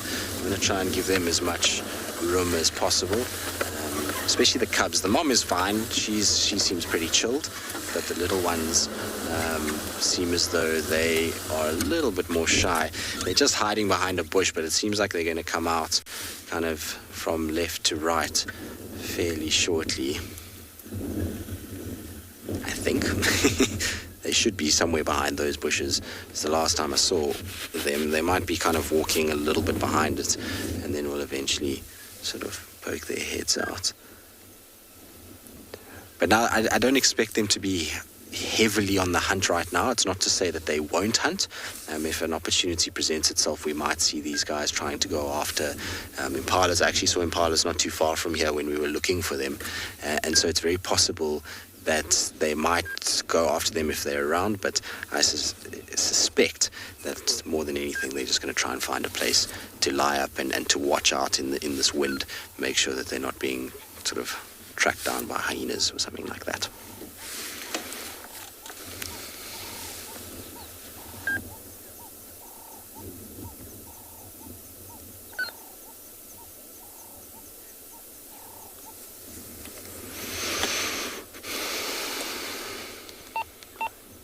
We're going to have to let go shortly.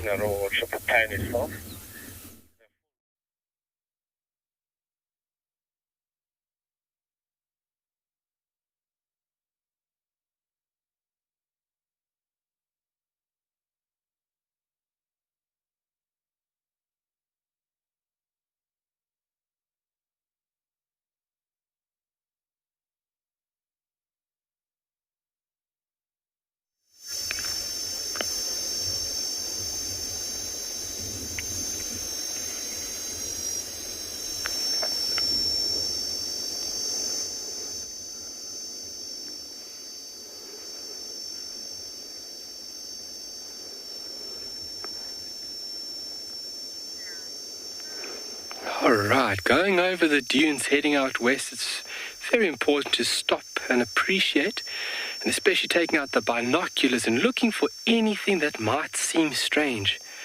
And we did find something very, very strange. So we decided to move the car further down, decided to jump off the car and take a closer look. And we found this.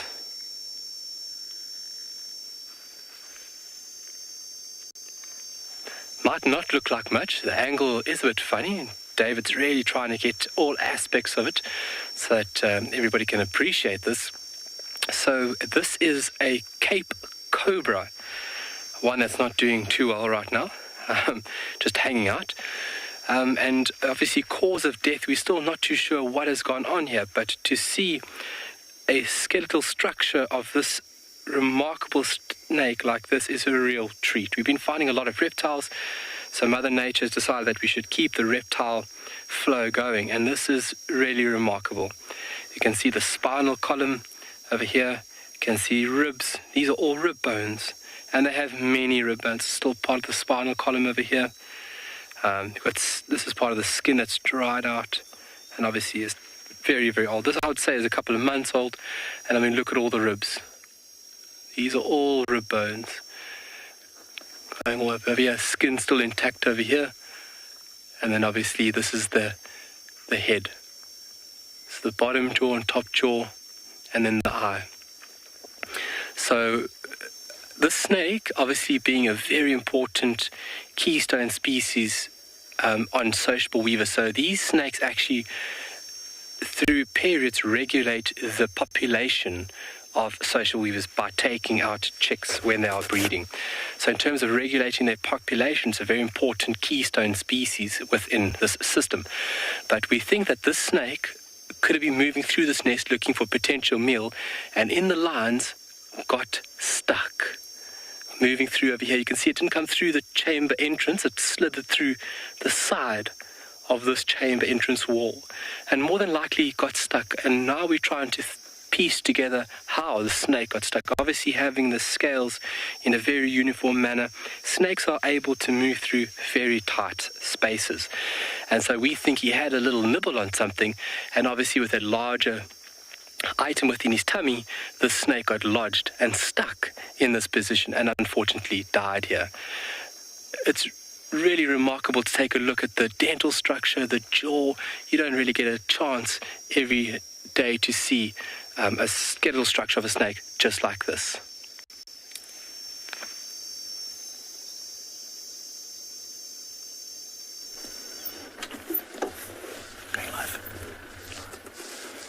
All right, so we are sitting with a herd of buffalo that are resting after this, what was a very windy and hot afternoon. They are just taking a moment before, I'm sure, going to get up and use the cooler part of the afternoon to continue feeding on some of this luscious green grass. Hi, my name is Mike, and behind the camera is Seb, and you've joined us live here on Eco Training's Pride Lands Conservancy, where we are enjoying this nice, slightly cooler, windy weather that's passing through right now, wondering what else the bush might bring us. So we have had quite an interesting afternoon coming out as we were driving around the reserve, coming towards Leopard Dam, where we've now found these buffaloes. We actually saw some impala that were freaking out after having just seen a small group of buffalo, and we wondered whether there was something afoot, and we actually got a brief glimpse of a leopard, quite a large leopard. It disappeared quickly into the bushes, though, before we could get anything on camera, unfortunately. But that just goes to show, on windy afternoons like this, there's always the chance that something might just pop out unexpectedly. As you can see here, there's a female buffalo just resting, chewing the cud right now, trying to get the most amount of nutrients from the food that they're eating. Marty, I'm not sure what the biggest record length for the horns are, but it's massive. So these, all the ones that you can see right now, this is a young buffalo, and there are some bigger buffaloes, but I can't really see any right now. Most of these buffaloes that I can see in this area are females, but I'm sure that they are much larger than what we can actually spread our arms. Absolutely huge and very heavy. I've picked up some buffalo skulls with horns before that have been killed by lions, and they are so heavy you can hardly pick them up. So Marty, I can't tell you the exact length, but I know it's certainly very, very impressive. And now this is a young one. I'm sure there are... Seb, can you see any big adult males? Maybe not really, hey? They're all hiding behind the bushes. Oh, Seb says he sees one behind on the road there. Oh yeah, I can just see him on the left there. So there's this buffalo here. So Marty, you'll be able to see this one. It's a male. He's not massive yet, but look at the size of his horns already. So you can tell he's a young male because the horns have not got that very dark coloration and shininess. Claire, in this part of the Greater Kruger National Park, lions are heavy predators of buffaloes, especially big groups of lions, big prides. Now, there was a brief glimpse of a lioness earlier today. We didn't see her, but she wouldn't be hunting for these buffaloes. But there's a pride of about 6 to 8 lionesses, and there's 2 male lions as well. Now, a pride that size is the kind that might hunt buffaloes like this. Even this young male buffalo, even though he's still quite young, he's going to be very powerful. It looks like he might be injured. It looks like he might have an injury to his right eye there, the one that's just catching the light. You see how he's holding it closed? I wonder if maybe he's been in a bit of a fight with other buffaloes. Oh no, it's just a bit. No, he's just looking grumpy. That's all. He's not injured. That's just why buffaloes look. A face only a mother could love. But certainly also hyenas, big clans of hyenas like the one that we have here at Pride Lands, the Pride Lands clan, numbers at least 14 individuals.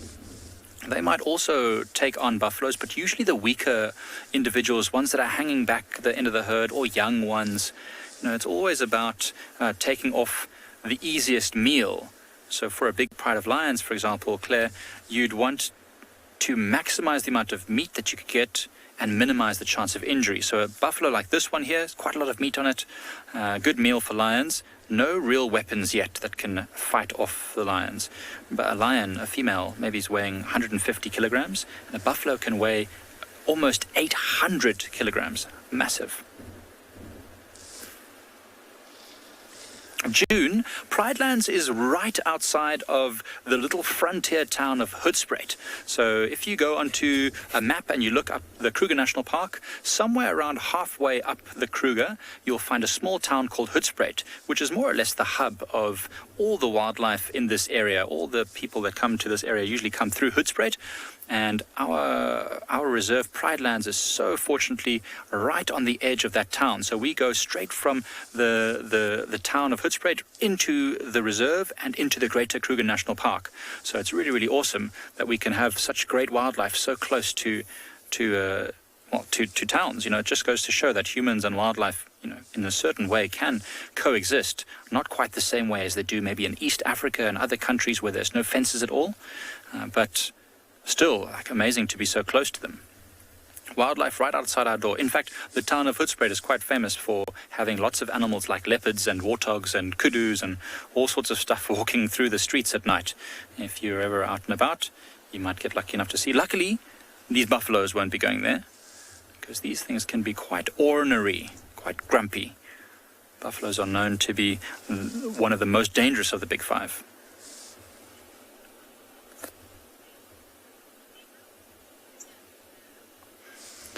Anna, I tell you, it's easy once you know how to identify a buffalo male or a female. So, for example, you look at this buffalo that Seb's putting on the screen now. It's got a very thin set of horns. Do you see that? The horns are quite thin at the base, quite long and curved, and then there's the point.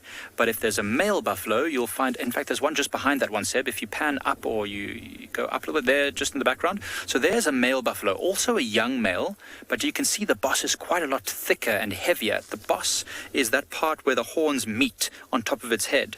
So at the moment, that one's got quite a furry boss, but as it gets older, that boss will become more hard and covered in keratin and will become a lot thicker.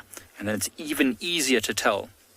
The females will never get a boss. They'll never get a very heavy set of horns. They'll always be quite slender. Although I'm sure there's probably been some records in the past of females who had bosses or males who did not. Happens every now and again, these little genetic variations. So you can see there's quite a lot of buffaloes here. This herd is probably about 50 individuals all lying about. But hopefully they'll get up soon and head towards Leopard Dam.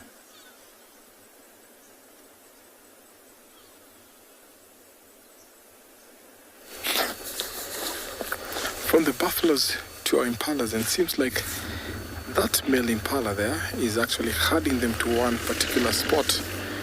Look at them all. They were just heading towards the grass, but it seems like now he's herding them towards the grass, open plains.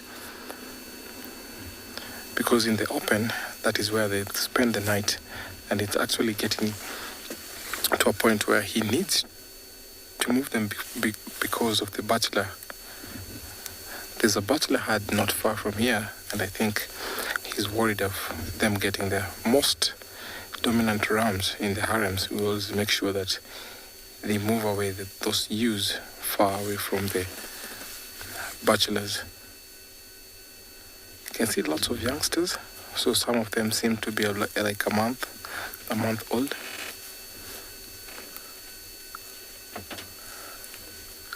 It's a good place to actually herd them to, because the grass is short. It's away from other predators who might sneak around, because they can see a 360-degree angle.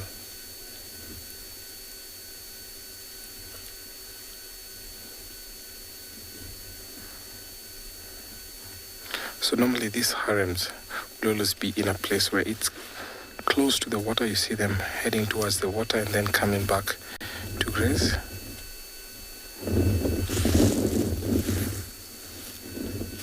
Because the wind is actually blowing their direction, there's another young impala heading towards them, and that's why they've all faced that direction. That's the advantage of being in an open place.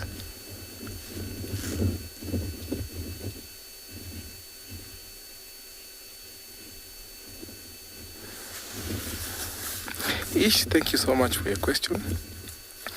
So, predators will prefer different types of prey. So, for example, Thompson gazelles and impala will be preyed upon by cheetah or leopard. Lions always prefer larger prey like buffalo, zebra, and wildebeest. But then if an opportunity arises, if they're too close, because they can be opportunistic, they'll always go for this. But preferably cheetahs will always go for smaller prey like this.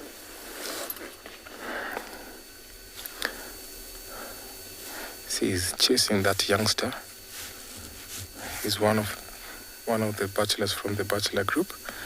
Or maybe, where are you coming from? You need to get out of here.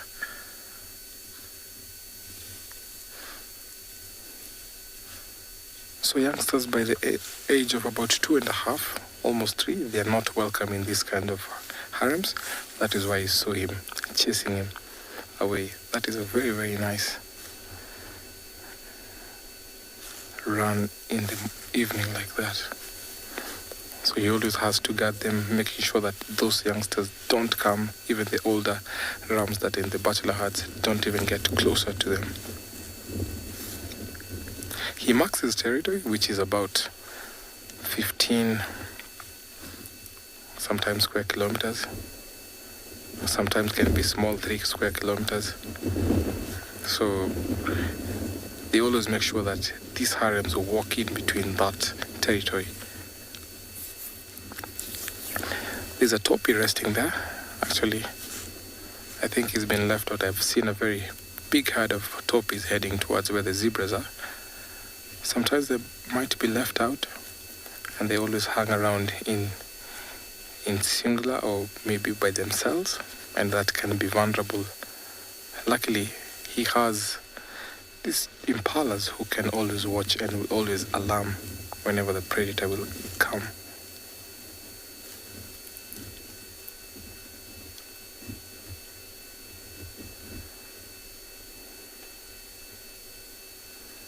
So the advantage these impalas have, they don't only eat grass, sometimes they can eat leaves from trees and bushes, so they have that advantage. So when grass is not favorable around these plains, they'll walk within their territories, which the ram always lead them to. They'll always walk to eat those leaves.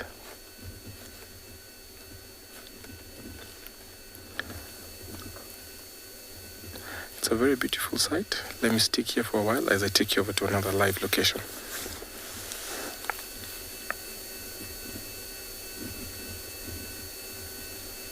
Kama nilikuwa najua.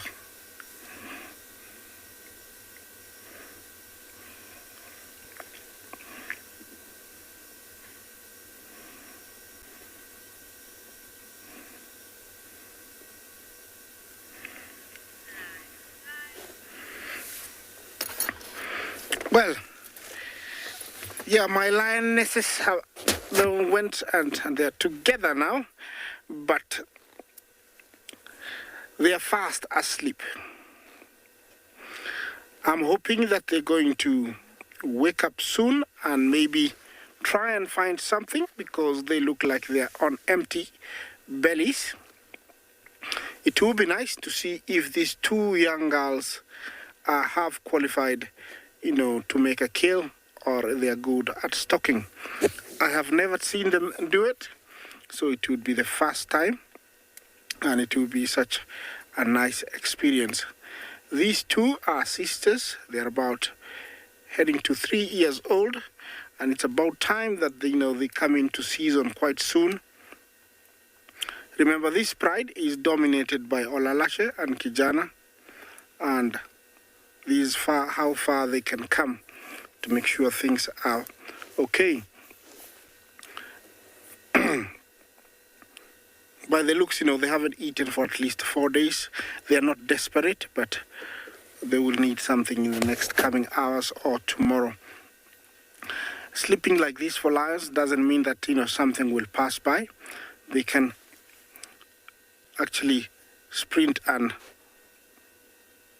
run at full speed within about 0 to about 6 seconds, less than 6 seconds actually, and can go very, very fast. I can see some zebra quite a long way up there.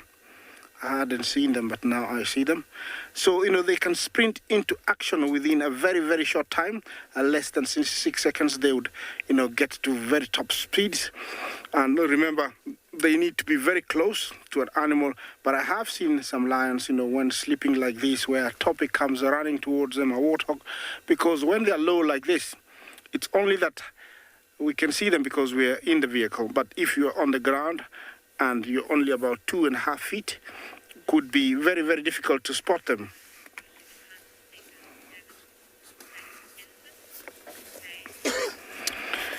Is that the Lizay? Sorry, I didn't get your name, but do lions hunt big animals like elephant?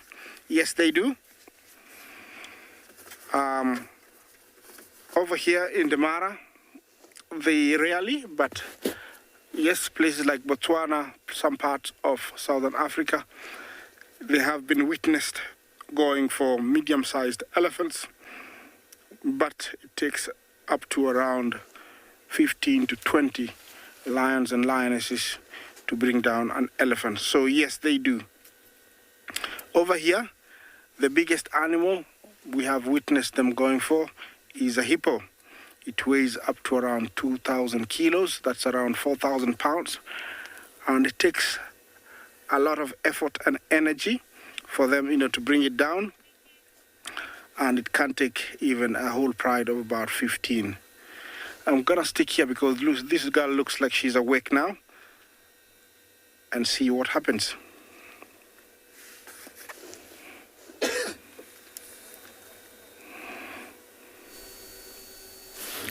Mnyamaze kwa sababu atakuja alafu mtu asiongee.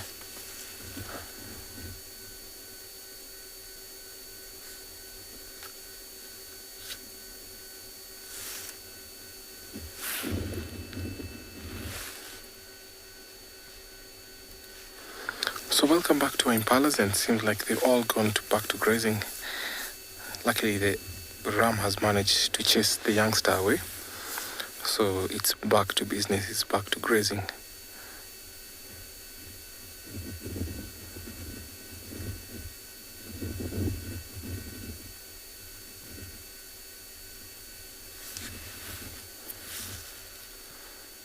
You can see the territorial ram there actually feeding in the center.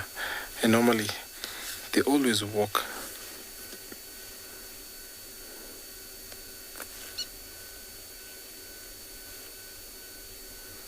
June, thank you for your question. Yes, there's some wooded places here, but they prefer the open spaces on the open ground, which is much safer for them, especially when you're almost running into the night. So they always pick a nice spot where they'll gather for the night, which is always safe for them.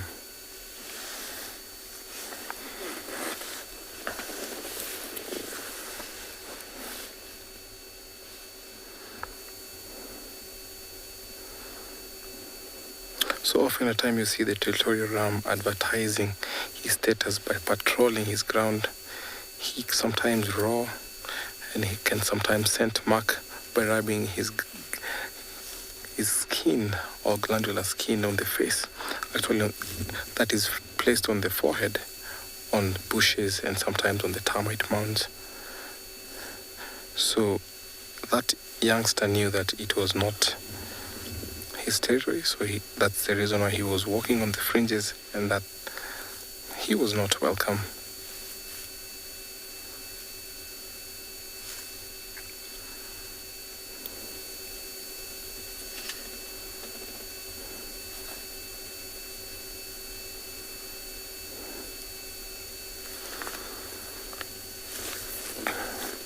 Peter, I'm not sure what you meant, but they're not that easy target for predators, but cheetah will prefer this because cheetahs prefer hunting on the open grounds like this.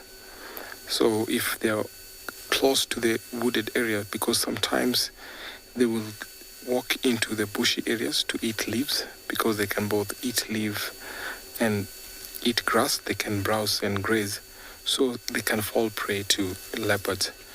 So sometimes they don't fall easy target to predators because they can be in open places like this, but once in a while you see cheetahs and leopards going after them.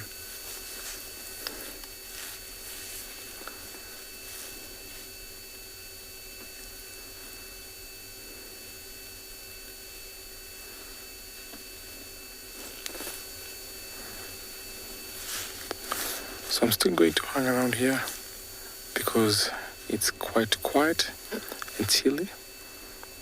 See what these guys are up to as I take you over to another live location.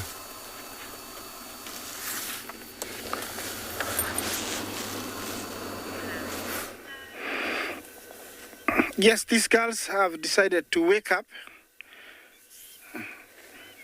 and definitely it looks like they're going to may either head towards their mom, who is further down, or stay here, or maybe go for a hunt. I don't know, but looks like, yeah, they're wide awake now. Maybe I said it too soon. Don't know if they're gonna go back to sleep. Oops. Yeah, maybe they were trying to get comfortable, go back to some more sleep. Remember, they need this rest because to preserve energy and to regain energy after hard days, they rest for many hours, 18 to 20 hours, and they work really hard, to get something.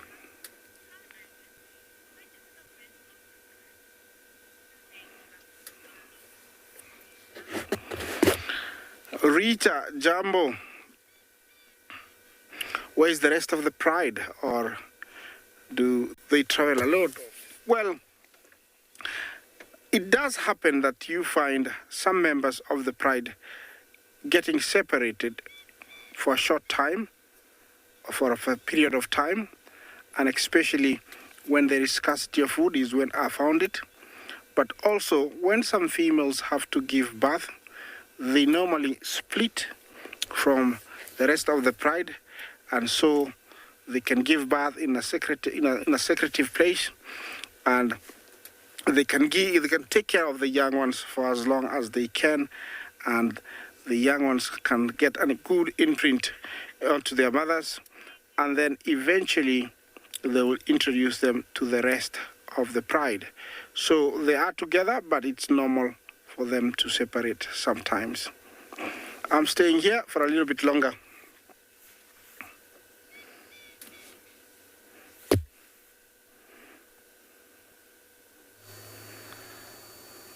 Well, Isaac is staying with the lionesses. I'm going to stick here with these impalas because it's always nice watching these antelopes, and I'm sure it's about 2 to about 2-3 months before the bachelors become aggressive to one another in the bachelor herds. So around January, that is when the bachelors in the herds become aggressive. They start giving roar calls and start running around where they fight and want to be aggressive. And when it become evident that they have a dominant one, in between March, when the rutting season begins, they'll come and oust this guy out, the dominant ram. So at the peak of the mating season is normally May. So see that some of these are actually about a month old, and some of them are actually 2 years old. And when they get to about 3 or 2.5 to 3, these young males will be kicked out by any ram that will be the dominant one in the harems. So when, after the rains during May, the territory rams will come and try to chase that ram there. So herding the females will become hard. So sometimes you find that these males don't get to be with them for longer, because when the bachelors come, and most of these impalas, the few females that are with him are in season, so he doesn't have time to actually mate with every particular one, every single one. So he always tries to guard them from the intruders, from the bachelors who come in. So he doesn't have enough time to eat, and that makes him weak. So his tenure doesn't only last for about 3 to 4 days. Sometimes it can only last for about a week, and he's kicked out, and then a new member comes in. During that time, it's very, very vicious because they fight And I've seen horns breaking, I've seen them killing each other. So it's a very tough time.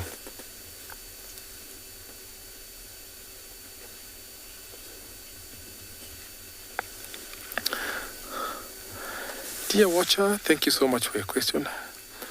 I'll approximate some time. You can find harems of up to about 40. So you can see big harems of about 40, and some can be about 20, but normally it's about 18 to 20. That's the number of size you can always get to see here in the Mara.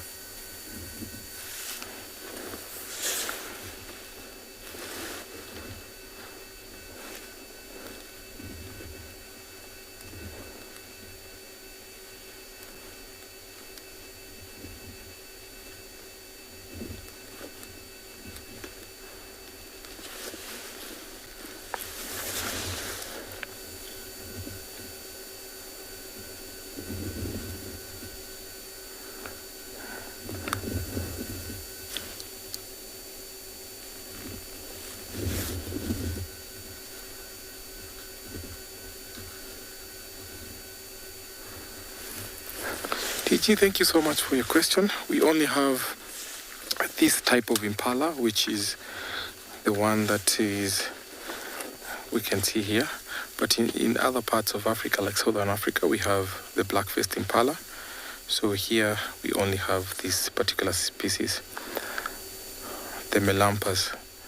So the other one in Southern Africa is black-faced. So in East Africa, going all the way from Kenya through Tanzania, is this particular species,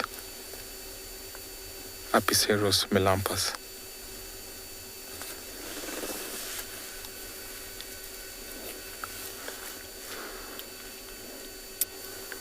So from all the part of the year, we find that impalas will live in two sorts of herds. So bachelor herds and the harems. So these harems contain youngsters, female and what, but one ram. You can see he always watches that the ewes don't walk out of his vicinity, and any member who walks out is slowly herd back to the entire group. So I'm still going to hang around here.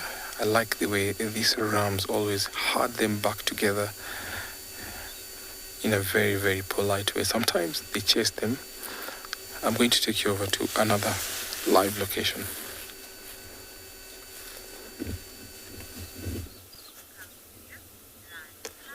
Well, as you can see, we're back with Shadula, and she's starting to yawn, which is a good sign that maybe she's going to start waking up. And the reason why we wanted to wake up now and go up this tree is because if you see, there's a little sliver of golden light on her face, but the tree itself is bathed in the most beautiful afternoon light with these dark kind of stormy clouds behind it.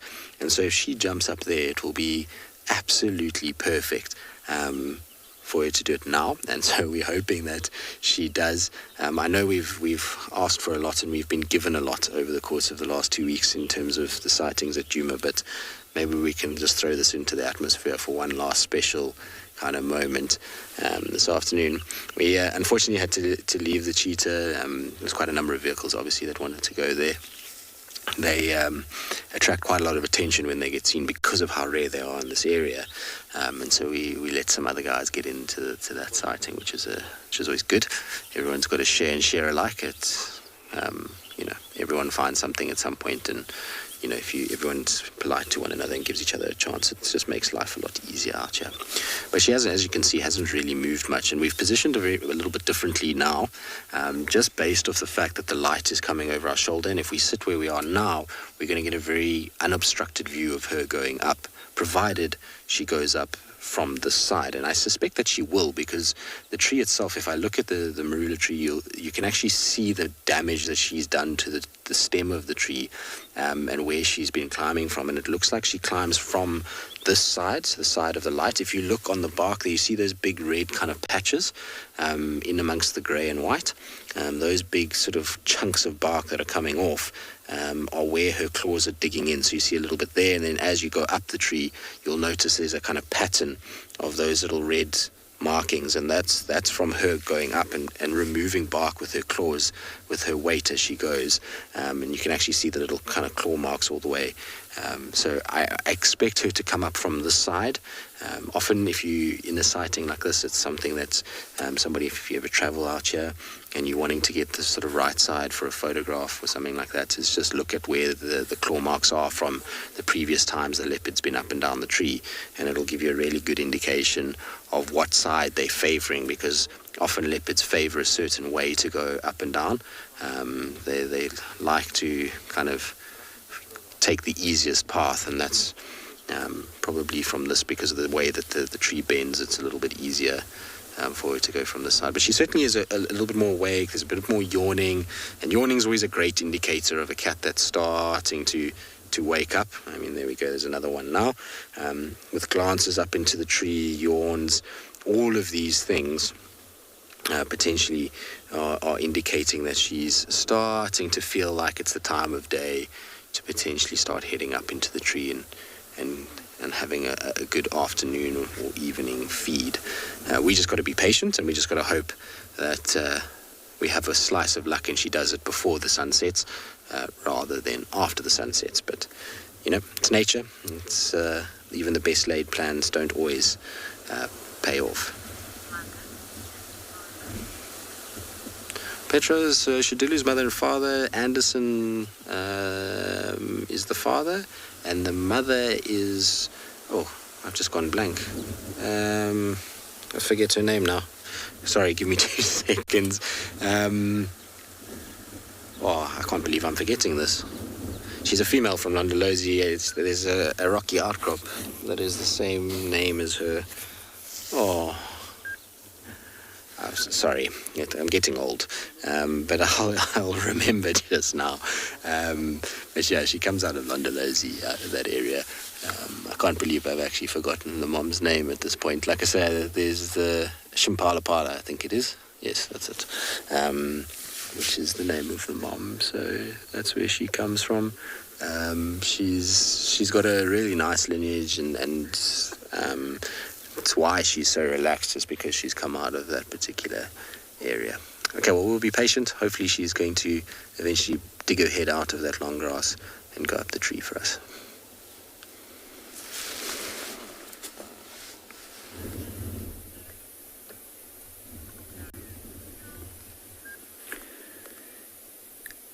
So as we were driving, we left the lions because they were a little bit quiet, and we came across this herd of elephants with a few playful babies. And at this point, I think they are slowly on their way to a large watering hole in the area. Now, the elephant walking in front, she was the matriarch, and then this is one of the other females.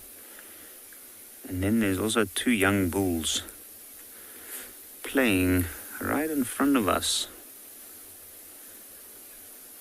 But you can see, looking at the rest of the herd, they couldn't care any less.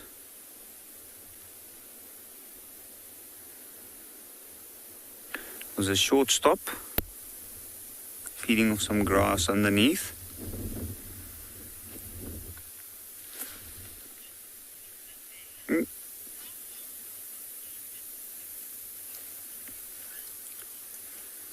It's a bela. An elephant, the gestation period for an elephant is 22 months, which is a massively long time. The longest of any land mammal.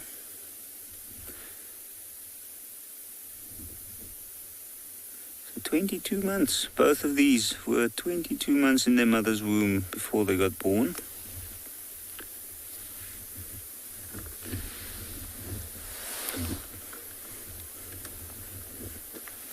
And young bulls like these 2, they are normally quite playful. They tend to act a little bit independent, and that's why they're a little bit further away from this herd. And if you look at the skin of that elephant, you can see there's quite a lot of dried mud of different colors. And that's because earlier it was quite hot. Mesa, how thick is an elephant's skin? It is an extremely thick skin, and I have heard and read that it can be as thick as 9 centimeters or even more. But I've also heard that the giraffe skin is thicker.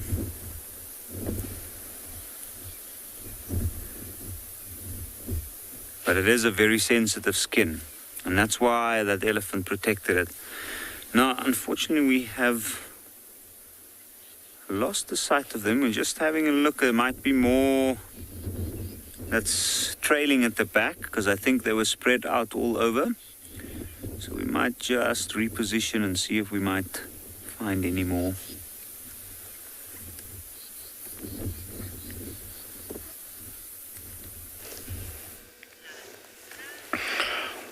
Well, good luck, Yappy. Hope you can find something else.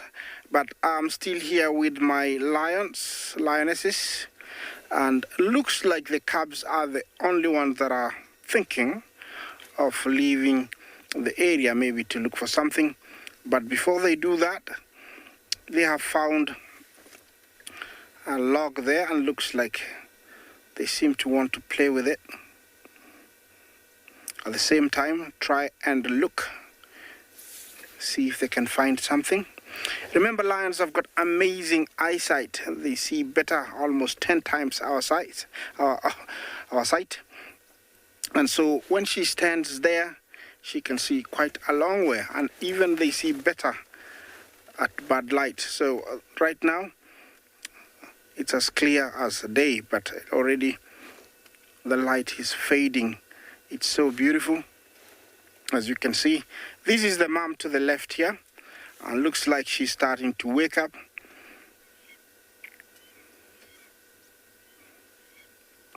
Remember, the Owino were a breakaway from the sausage tree pride, and their male used to be Kipuli. He was the dominant male. I don't know what happened to Kipuli. I haven't seen him for quite a long time.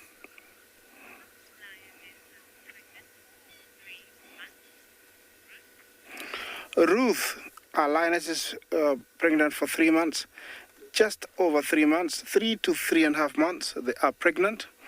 That's, the gestation period that they carry their young one for. I don't know what she saw, but she woke up really fast, and she's starting to scan the horizon. Maybe she will go out looking for something. And lions, come into season almost every about 3 years. Is when they come into season, giving birth to up to 4. Looks like she's very lean. Not actually hungry, but very lean. She hasn't eaten for quite some days. Stretch.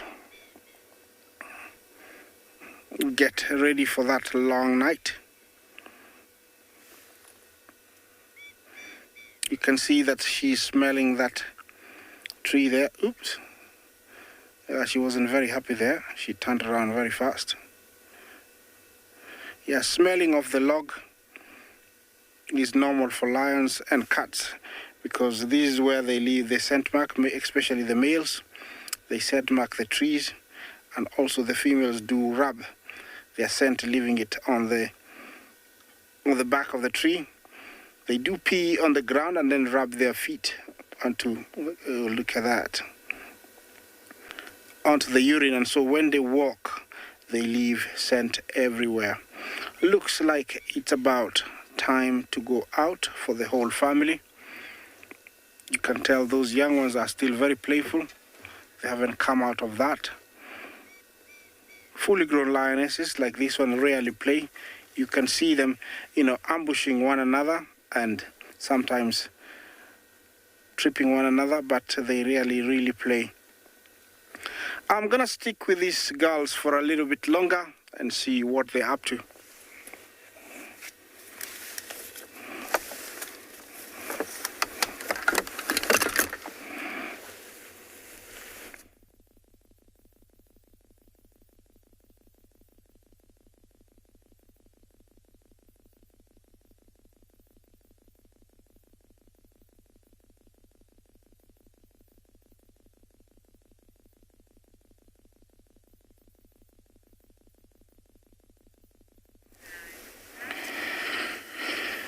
Well, looks like it is time to leave this rest spot. I cannot blame them. There is nothing much here. And looks like they have decided to venture out. And it's going to be fun to see how far they go before they start finding something to eat. Being 3 of them, a zebra or a wildebeest will do, but anything on their way right now is on the menu, including warthogs and impalas. Of course, those ones, they don't go directly for them, and unless, they haven't seen them. They would prefer to go something bigger. Here, lions eat almost every other day, but sometimes they can go for up to 4 or 5 days. The times of plenty have gone, and now I think it's going to be very tough for lions and lionesses. When the wildebeest are here and zebra, we do see them eating almost every day. They have learned to live with that, and now they have to adapt back to where things become very difficult. It might seem slow when they get up and start going, but they pick up momentum when they see something. The direction they're going is perfect, because I did see some zebra in that direction. From now until morning, if they don't get something, they will continue looking. And at night, they can see, but they also will use smell and hearing to try and locate something. And the percentage, usually increases very much at night. Remember, they're very poor in hunting. They're not as good as the leopard or the cheetah, or only about, in every 10 tries, they get, they kill only about 3%. So they're very, very poor. But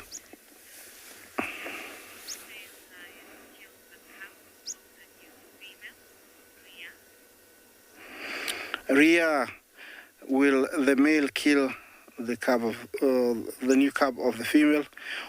Well, it depends. If it doesn't belong to him and he has overthrown the existing males,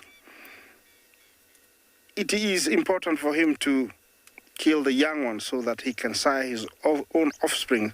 Otherwise, he'll sit for very long to wait for the existing offspring to be weaned and become independent before mating. So it is better for him to get rid of those cubs that are not his so that he can sire his own. But if they belong to him, then there's, they don't normally, kill them unless, it's a new territory they have taken over. It does happen, and you can, if you think it makes a lot of sense, because, he needs to have his own offsprings existing, and with the young ones suckling, it is difficult for him to mate with the females. So the only solution is to get rid of the young ones. Might sound very cruel, but it is nature, and it does happen. Most of the time, it doesn't happen because the female sometimes even will split. I have seen that happen where a lioness will split, go away and bring her own cubs up far away for as long as she can, and then bring them when they're big enough and the male can tolerate them. It does happen.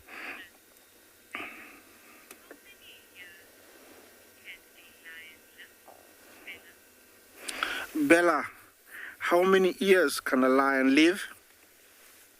Well, it's in between 12 and 15. That is what, it's been said, but looks like we might have a new record either this year or next year. We have Lobarnoti. It's a big male lion that we have here, and also Scar. They're almost 16 years. They're very big, they're very old, but they're still existing. So from the years to come, we will know. Maybe next year we will know if they're going to live to 17, but already they're about 16. Very, very old. In captivity, they can live up to 20 years. Looks like the mother here has started the strategy of looking around, surveying to see if there's anything.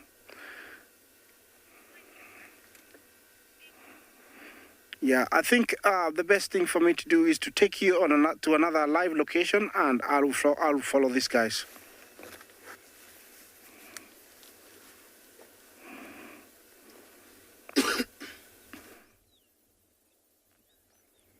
Welcome to the wonderful and magical Twalu Kalahari. We are sitting on top of a dune and appreciating the creative nature right now.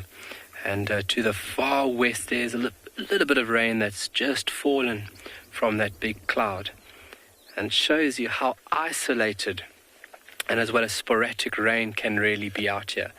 So that's about 5 or 7 kilometers from us, and that area has just experienced a bit of a cloudburst where a little bit of rain has touched the dry Kalahari soil.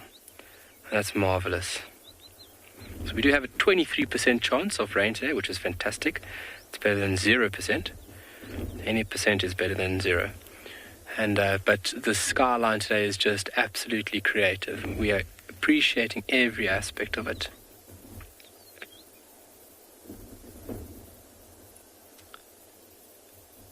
Beautiful. Wow. And obviously using these dunes are very important tools for us as guides.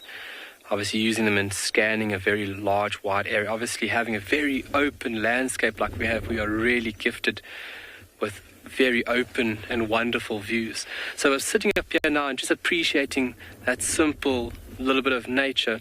We obviously took a little bit closer look and we saw something else resting out in the plains. And David's going to punch right in. A little bit down for us, David. We saw something now. It's quite special to the left for us. Where are they?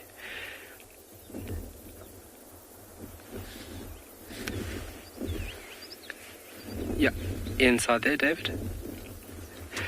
Sean, are invasive species in a danger to some areas in South Africa? Trees? Sorry, FC, I didn't catch most of the question. Can you resend that one for me, please? You're right there. No, to the left. And then take a look at this, folks, just to the left of it for us, David.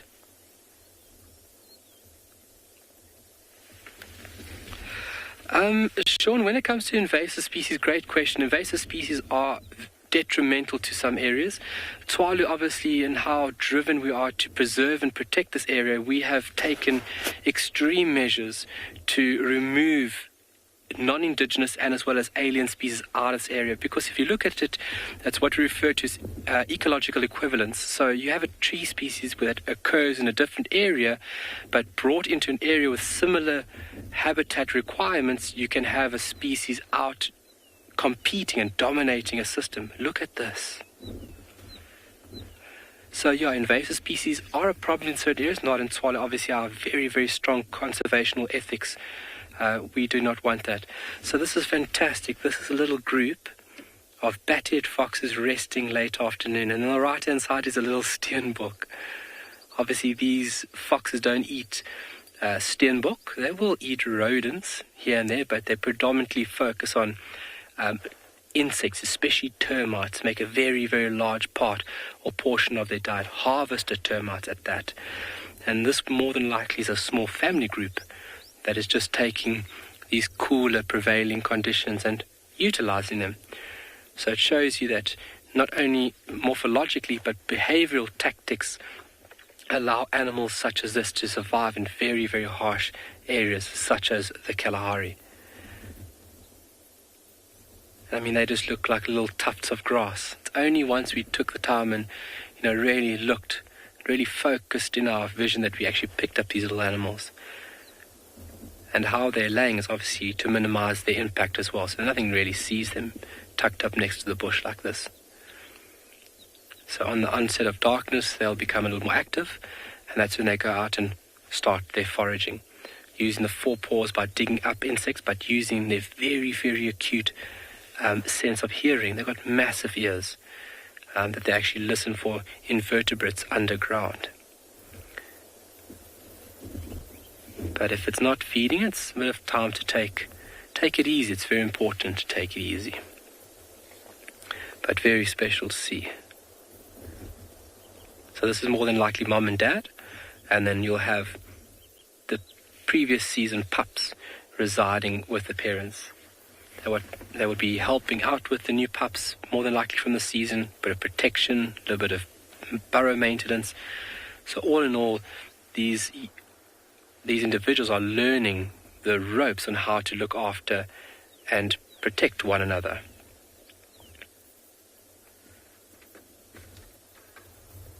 Oh, a little bit of thunder. So obviously residing underground is what they do, but when it's nice like this, it's great to take the available opportunity. We're going to send you off to another safari location.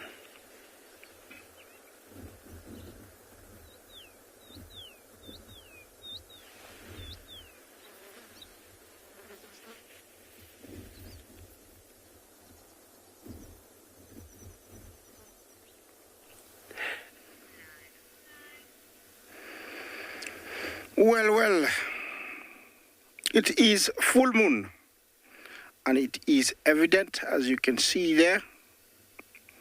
It's the first day of full moon, so as of tomorrow, it's gonna start getting smaller. So it has gone around the world for 28 days. Remember, the distance from here to there where it is, it's very, very far, almost 390,000 kilometers, but it looks like it's just there. It's so beautiful. All I can do is let you enjoy it for a minute or so, and hear the birds and other creatures that are all around me.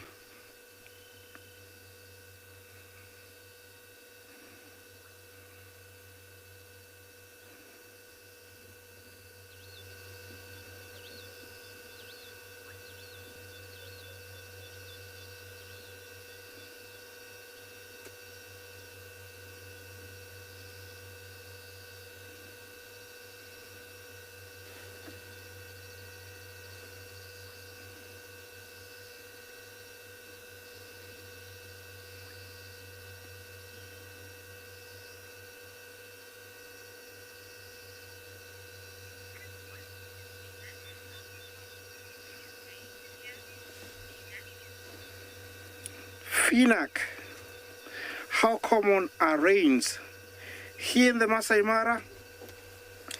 Well, due to global warming, we can go for more than about 2 weeks now without very short and very localized rain. But we do have two rainy seasons. The long one is March, April, May, June, and the short one is September, October, and November. So those two are actually the gazetted rainy seasons, but locally we do get very localized rain. We just gone about 2 days now without rain, but looks like with the heat that we had today, it looks like we're gonna get some rain in the next couple of days. Finak.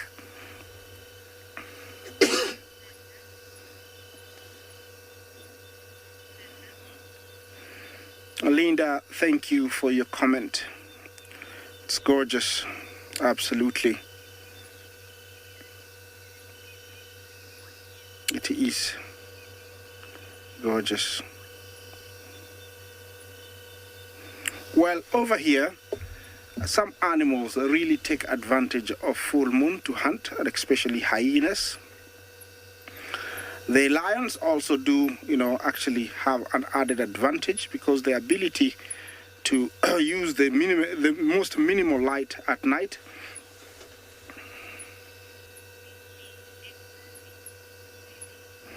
Is that Zero or Zero? Sorry, I didn't get that name. Is this the moon that you see in movies?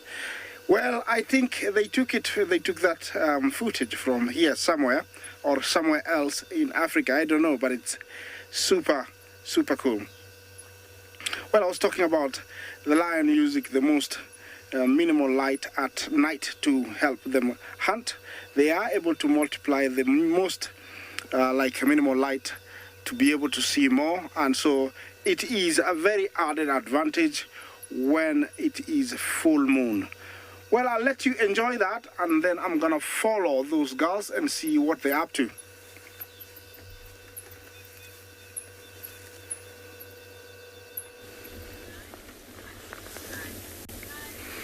Welcome back to Ambient Pinda, where it's just started to drizzle a little bit. We said that there was a bit of weather moving in, but we've managed to find a beautiful white rhino bull. Standing very still, no doubt enjoying the fact that the wind has abated a little bit, and that's now what's caused the rain to start coming down. The wind has stopped, and there's almost like this heavy mist that's coming down across the reserve. We're watching it rolling in from the mountains to the south of us. And we're of course also watching this massive white rhino bull, who is, I suppose, something of a mountain himself. Okay, apparently we're going to send you quickly across to Juma.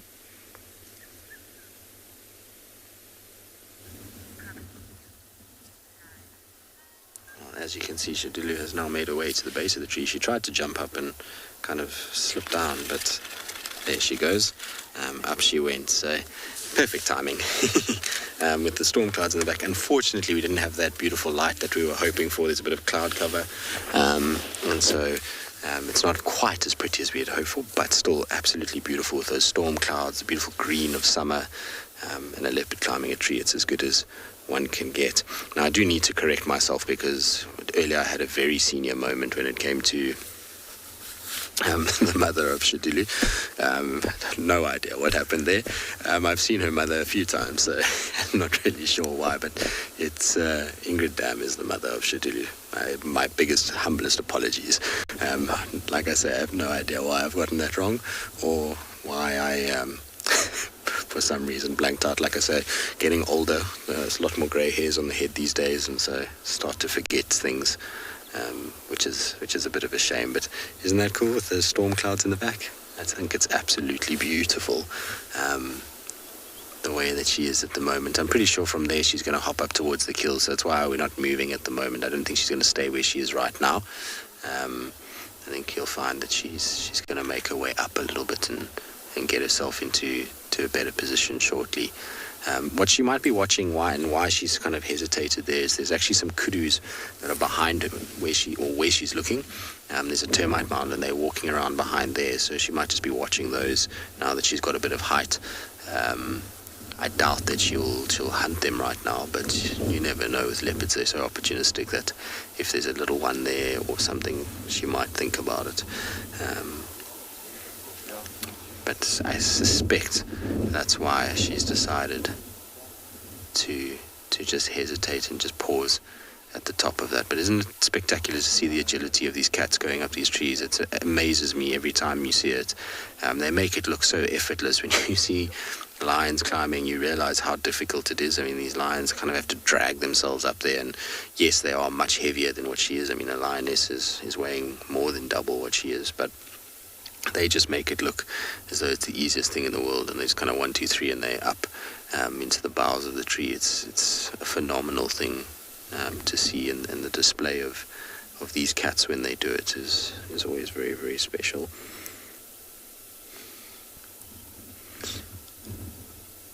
I wonder if maybe, I'm just trying to see, there's such beautiful clouds in the background here. It might be quite nice to go around her and get her kind of silhouetted against these clouds. I'm going to try and see if we can move.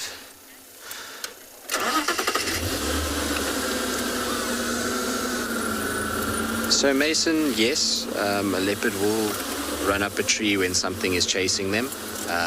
So something like, let's say, a hyena to come in here, male leopard, lions, they would try go up the tree. Now, a male leopard, you might think, well, why would they run up a tree if a male leopard can also climb? Well, for the simple reason that a leopardess is much lighter than a male leopard, and so he will be able to only get to a certain point. She'll be able to get a little bit higher and out of his reach. Oh, that is spectacular. I'm going to try and see if I can get the color behind, because she's kind of looking out over. It's not ideal. We can't quite get the sunset behind her because of the lay of the land, but it is absolutely beautiful kind of view of her eyes, particularly as she's focusing in on those kudu. I'm 99% sure that's what she's watching, is the kudu behind us. You can see a little bit of kind of pink in the bottom right corner there. It's not quite as explosive as I was hoping for. There's a very, very big bank of cloud that's rolling in, and apparently the weather is set to change tomorrow to quite rainy conditions. So unfortunately that's blocking out the beautiful light, but her stare is intense at the moment. She is just watching, and I think she's deciding, right, what am I going to do from here? Don't really need to hunt those kudu, and so rather just kind of watch them sort of pass by and then look up at her kill. What an epic, epic, epic way to spend an afternoon.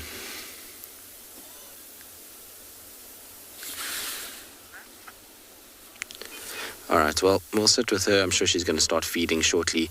There she goes. She's jumping up towards the carcass, and we'll see if maybe that attracts the attention of some hyenas.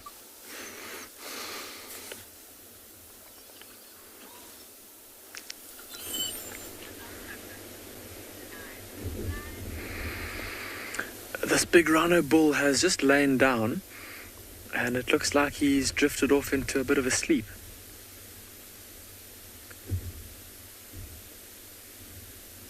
I was just saying earlier that we were watching the rain coming in over the mountains, and that the size of this rhino bull, I suppose it makes him almost look like a moving mountain. He's an absolutely massive white rhino. In the prime of his life, in super good condition. Look at how muscly his neck is and how big his shoulders are. Tough to see now that he's laying down, but he's built like an absolute tank. He's got a super thick neck.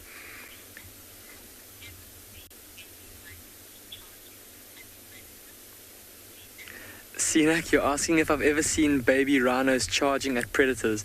Sinak, I think to answer that question, I'd like to tell you a story.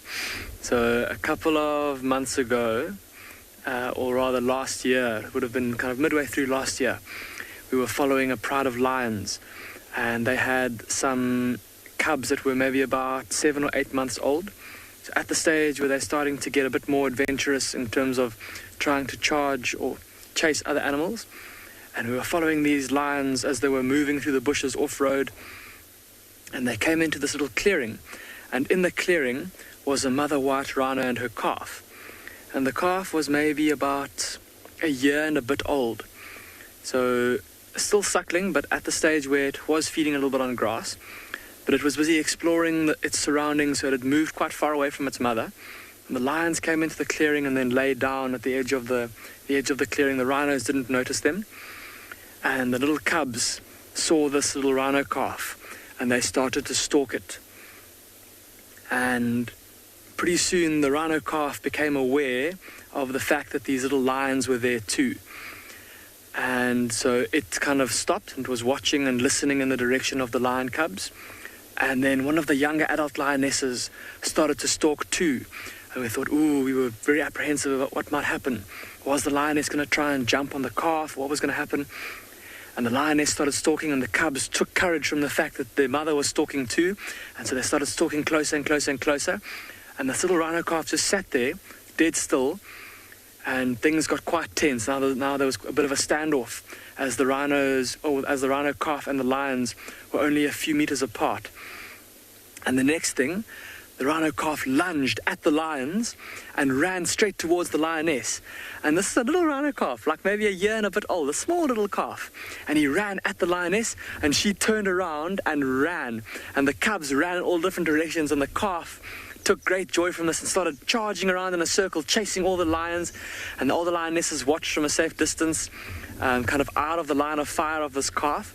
And this calf proceeded to, for the next 10 minutes or so, just chase these lion cubs and this young lioness around and around and around this clearing. It was absolutely unbelievable to watch. And it even got to the stage where eventually the lioness kind of got bored of it and took her opportunity to leave the game and went and joined the other adult lionesses. But the cubs carried on playing with this calf for long. And it was almost as if there was a game going on between the two of them. The cubs would stalk close, and the rhino would wait for them to get close enough for it to chase them. And then it would chase the lion cubs. And then after it had chased them, it would do like this little like giddy up. It would like jump in the air and bounce up and down on its front legs and shake its head all over the place. It was the most adorable thing. So Sinak, yes, they will chase predators. We've often seen, and subsequently have seen every now and then, where sub-adult lions have tried to stalk rhinos, and the calf gets playful and starts to chase the lions around. Normally, though, when its mother is nearby and it knows that it's got the protection of mum, just in case things turn ugly.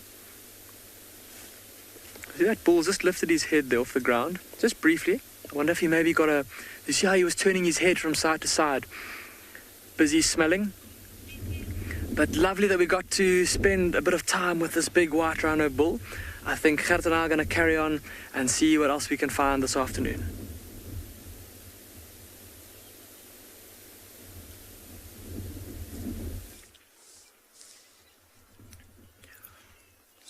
As is always, or as is often the case at the waterholes, we've got some primates that are using the larger trees in the area as roosting sites for the night.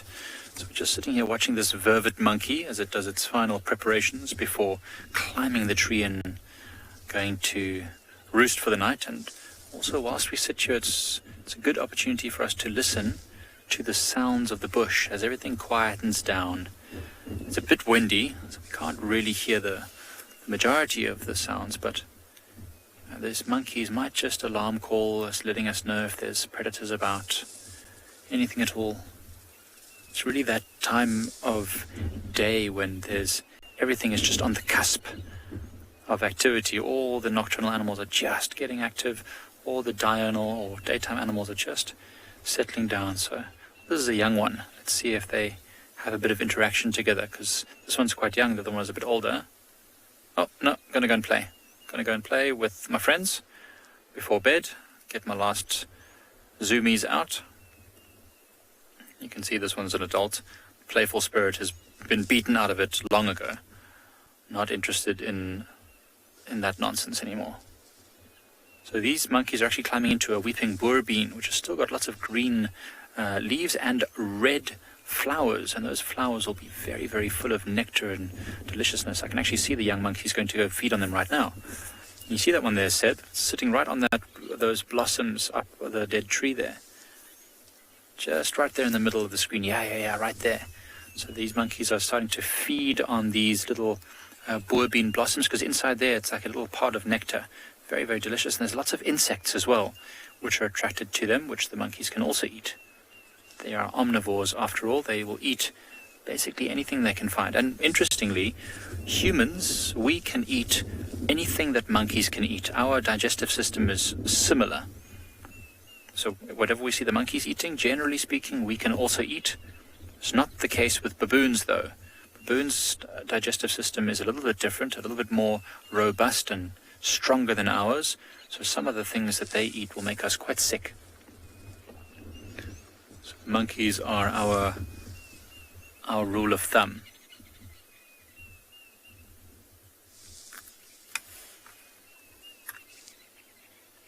Nathan, I'm sure monkeys can tell who's who by sight, because of course they've got very good vision, but also from the scent and the sounds that they make. I mean, they are using all their senses very, very effectively. I think probably their sense of hearing is their least effective sense.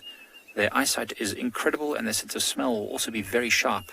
So maybe from a distance, they'll see some individual monkeys. They might not know exactly who it is, but as they get closer, they'll be able to smell them, and they'll be communicating verbally, and then they'll be able to know exactly who's who. And they groom each other all the time. So the youngsters groom the older ones, the females groom the males, and vice versa, and the weaker individuals groom the stronger ones. So all of this grooming tends to build the social bonding and tends to make them recognize each other very, very well. So their family groups are very strong and tight-knit. But you do see the occasional, member being kicked out of a group. Maybe it's an old male that's past his prime. Jackson, I think it's just one, although I stand to be corrected. I think, like most of the primates, having a single youngster is quite normal. Sometimes twins, I suppose, is possible. But that's actually a good question. With many animals, twins are happening quite often. In fact, I think reptiles, the predators, and birds, give birth to many.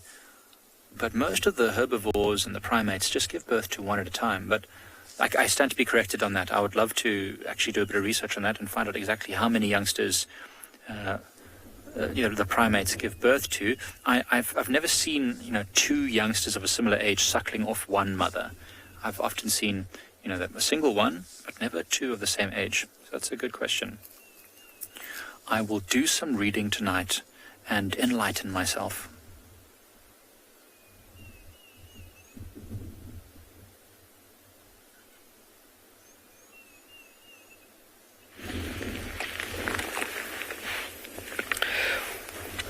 All right, welcome to the red sands and blue skies, semi-blue skies.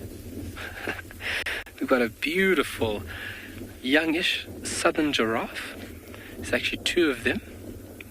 I would put them between 3 and 4 years of age, just looking at their height. So looking at their height when they're born, they're about 1.2 meters. And then after that first year, they grow very, very quick. And then they would reach at about 3 meters at about just over a year old. And then 4.5 odd meters at 4 years. And then obviously you reach adult stages there. So these guys, I would put it a bit between 2.5, 3 to about 4 years of age. They're similar in height. And that's because when these little ones are within a larger group, they'll actually find comfort with giraffe at around about the similar age as themselves. They form very stable little creches, or like nursery groups, let's say. That sounds better. And the bonds are really strong between these individuals, even stronger than with its own mother.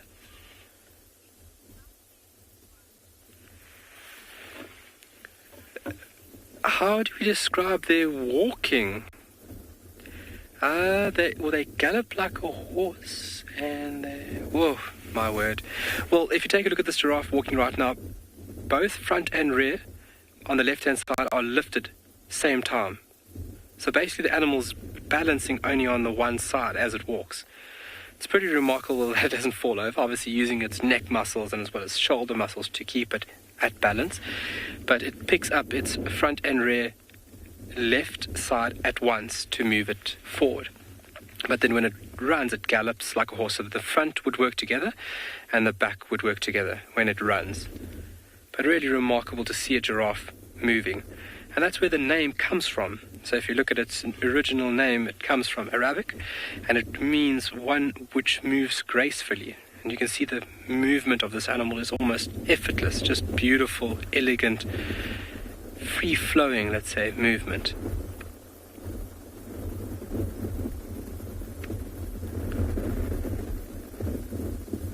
Beautiful.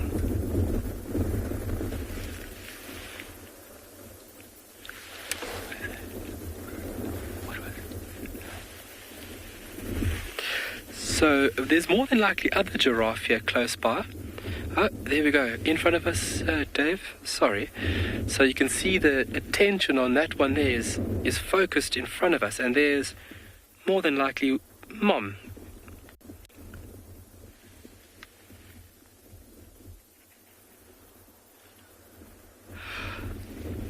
Ruth, are the darker giraffe healthier? Ruth, not necessarily. That could be down to species, variation, let's say that, within giraffe. And then testosterone could also be a big factor in that body color. Not necessary to say that a darker one would be healthier. You could also have what they refer to as geographical variations. So an animal's physical structure evolving and adapting within a specific habitat, which is quite remarkable. So the pattern within giraffe are unique to each individual itself, so they have their own unique pattern, and as well as their color as well, which is really remarkable. And what a beautiful scene we have playing out over here. I mean, that is spectacular. But Dave, if you can just punch us into the right hand side, just take a look at this landscape, guys. Unbelievable. Hopefully a bit more rain for us. We are holding thumbs. We're going to send you off to another amazing location.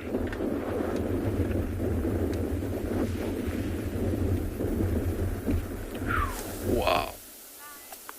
Well, I think a lot of people have been hoping for some rain, particularly given the fact that it's been so hot in places. I mean, here it's been crazy, so the rain will just cool things off and kind of temper that heat a little bit that's been experienced over the last week, particularly. As you can see, Shadilu has found her way to a kill and is chomping away. It is amazing how much she has eaten from this morning. I wasn't here personally, but I saw photos, and Steve showed me a video of how much was on the carcass. And it was pretty much untouched. But if you look at it now, there really is only kind of one back leg that's left. And then it's just the shoulders and the neck and head. So it's a lot has been eaten. But there is definitely enough to keep her, I think, until tomorrow morning, which is good news. It's always nice when you can almost guarantee a kind of leopard in the morning, unless, of course, one of the boys finds her, in which case she doesn't have much luck. But Tingana, his tracks ended up going miles away this morning. We were tracking him deep into Buffelshoek with... Looks like he joined up with a female, I would imagine, in Selef, just judging from where it was and where we last had in Selef was very close to there. So I wonder if those two are not going to be mating again in the near future. And then Hukamori, his tracks seem to be far, far to the west at the moment. The guys were saying to me that they were following up on his tracks around Elephant Plains, or who they think is him. And, well, Mulawati, no one really knows where he goes. But we haven't seen many signs for him. That's one thing that's been super interesting over the course of the last 2 weeks, is that I've only seen tracks for Mulawati once in 2 weeks on Djuma. And that was right on the southern boundary, and it was following Sibui and the cubs. And the reason why we know it was definitely him is because later that afternoon they found Sibui and the cubs, and he was with them. And so I'm 99% sure that that's his tracks. But that is the only sign of a male leopard that we've had on the southern parts of Djuma. And other than Tingana's tracks, no other sign of a male leopard on Djuma, which is pretty interesting. So I think she should be safe with this kill. I think she'll be fine. I'm pretty sure she'll be able to keep this for herself, and hopefully tomorrow she'll be able to finish it up, and the guys will be able to follow her from here and work out finally if there's still a cub available or around.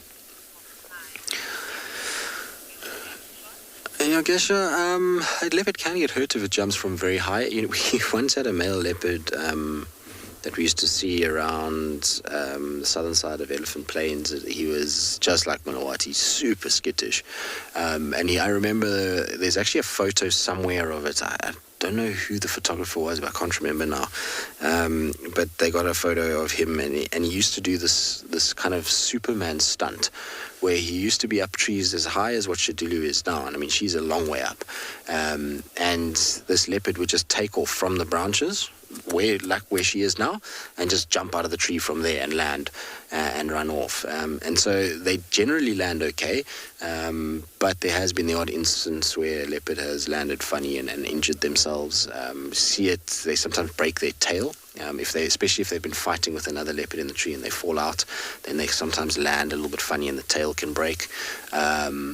But leg injuries, not so much, and most leopards are pretty careful when they're coming down there. It's really an extreme circumstance for a leopard to jump out of a tree at that height. It's either that they are petrified of whatever it is that is chasing them. So if it was a lion, or in this case with that male leopard, it was just that he could not be near vehicles. Or it's a case that they're fighting with another leopard and there's just a mistake and they fall. That's when an injury takes place. But just general day-to-day leopard life, no. You'll see it's difficult because she's not going to come down in the time that we're with her this afternoon. But when she comes down, she'll actually control her descent to a point where she can jump, and then she'll land, and then it's not a very long way that she lands on the ground, and so she'll just be fine with that. All right, well, we'll sit here for the remainder of our drive. Why not? It's a perfect way to finish up this evening, and hopefully we'll continue to be spoiled by her.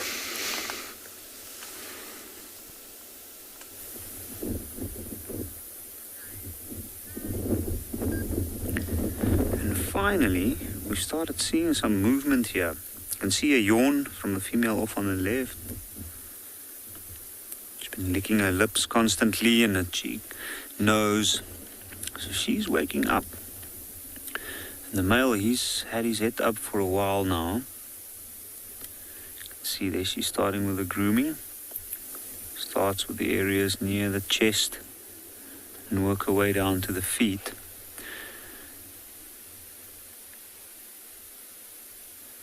They haven't been very active today, but I'm hoping that we might get to see a little bit of movement now that it's cooled down completely and the sun's down.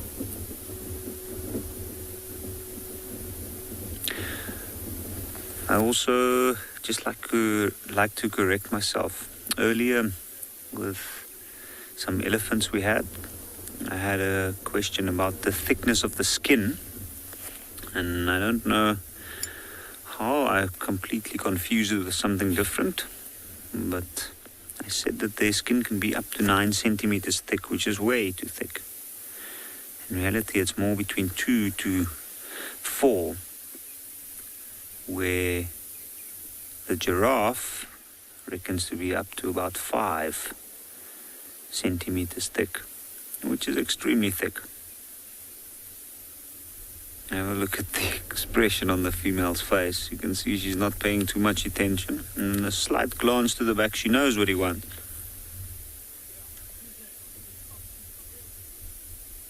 Let's see how he approaches it.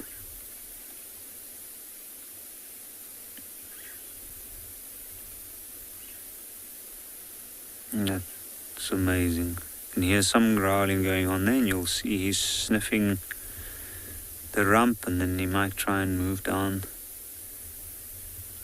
But just that little movement from her was telling him to wait.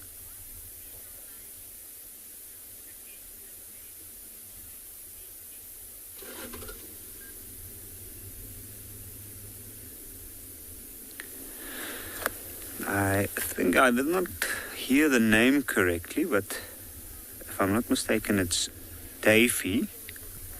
Now, why are lionesses so resistant to males? And that is because the lionesses technically call the shots. They know that the male wants to mate, but it is a painful process, and therefore she has to keep her guard up and tell the male to, or keep the male in his place. Otherwise, I'm sure if he would have his way, she probably would not be willing to mate again. It is a dangerous process. Also, both of these are large predators. They've got the tools to protect as well as attack, with sharp claws and also strong jaws. And they're very vulnerable in the mating position. So she will definitely not be too eager to get down to it every time.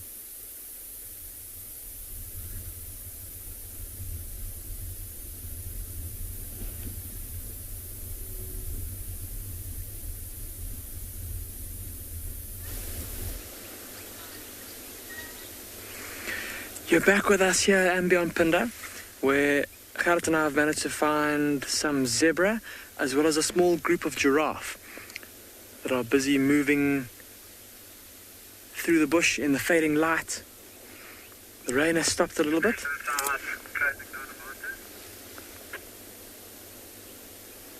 And it looks like the zebra are heading up out of this little depression that we're in, heading up onto an open plain.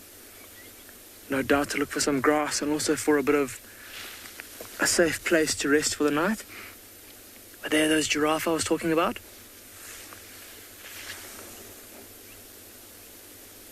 Have a look at the size difference between those two giraffe. Tough to see now, the one has gone behind a bush. But look at the one that's busy staring at us above that little guarri tree there. Look at how thick his horns are and how they're bald on the top. Help us to identify him as a male. And then see those big bumps on his forehead.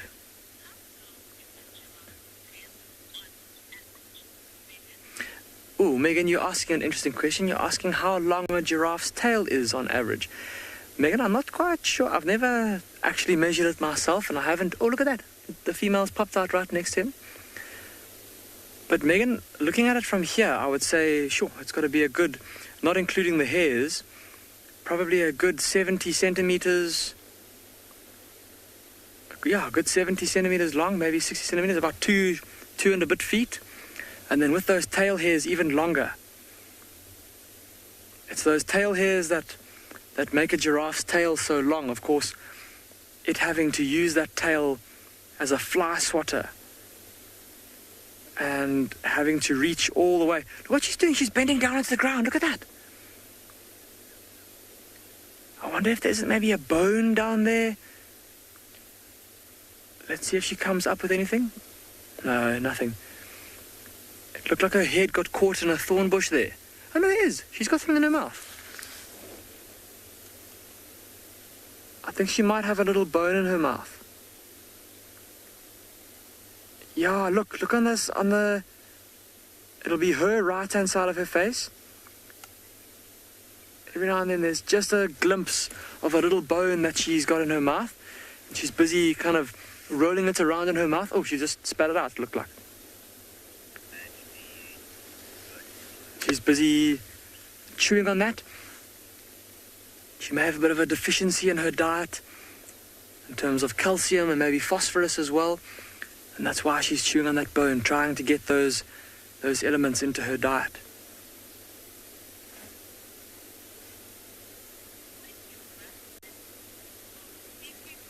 As these giraffe slowly move off into the thickets in the fading light, I think that Gerrit and I are going to do the same.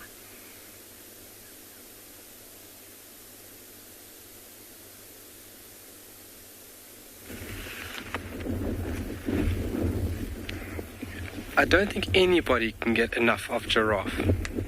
I don't get enough of giraffe.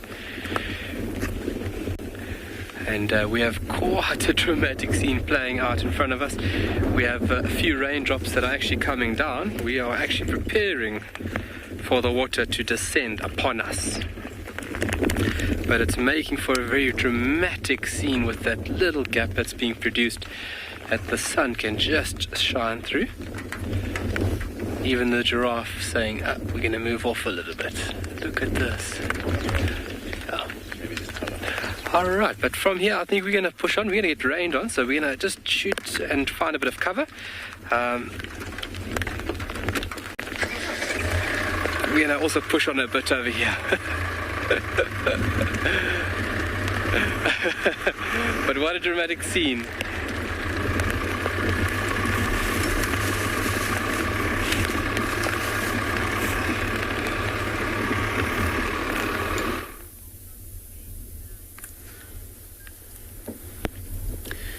So for a moment there I thought we were going to see some mating happening, but nothing happened.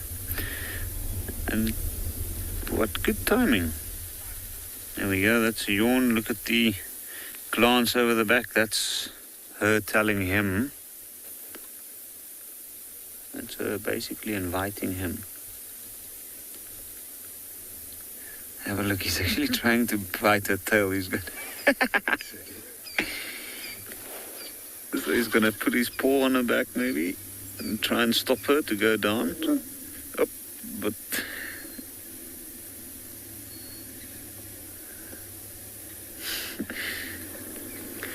what I've noticed between this male and his brother is that he tends to be a little bit more cautious,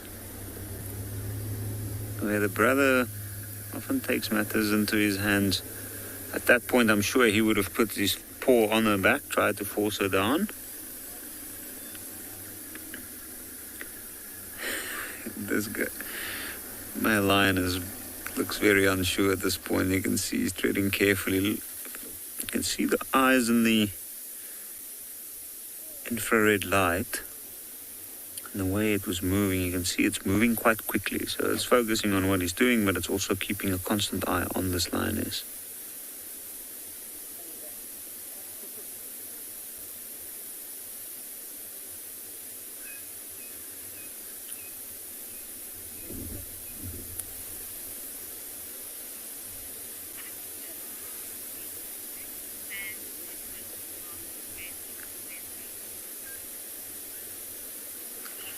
Leslie, if I heard your question correctly, you asked, is this the bad-tempered Ross male? Well, both of these male lions are quite bad-tempered. This one, I'd say so. Where is the bad-tempered Ross male? Well, you are definitely looking at him. The other one has a darker mane and is also quite bad-tempered in certain cases. But what I found is with this particular one, he's extremely protective. And even with us on occasions, we still try and keep our distance, just to give him a space where he feels comfortable.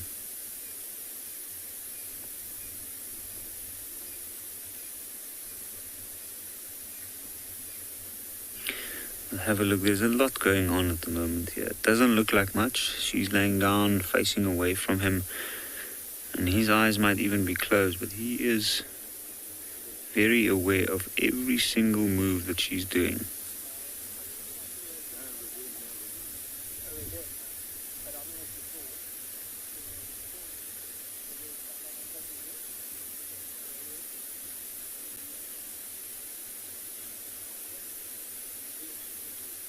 See, even something as slight as that movement of the head, and he picks up his head. This male is he's almost a very clingy male, if you want to call it that way. I've noticed with the other males, sometimes he'll distance himself during the periods that they're not actually mating and they're laying down, but this one keeps staying close.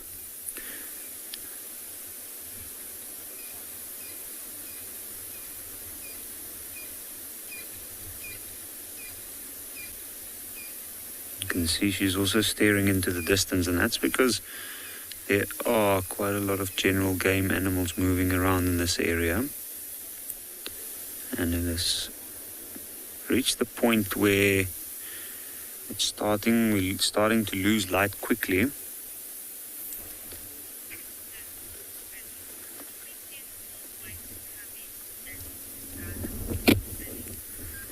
Billy, that's a very good question. Will we get more white cubs at Ngala? I guess we're gonna have to wait and see. There is a likelihood, I guess a 1 in 4 chance. It's a recessive gene, and we know that both of these animals carry the gene. In fact, that lioness there, she is the mother of the largest of the white lions that we have here. So we don't know, but there might be a good chance. 1 in 4, I think, is quite a good chance for a white lion.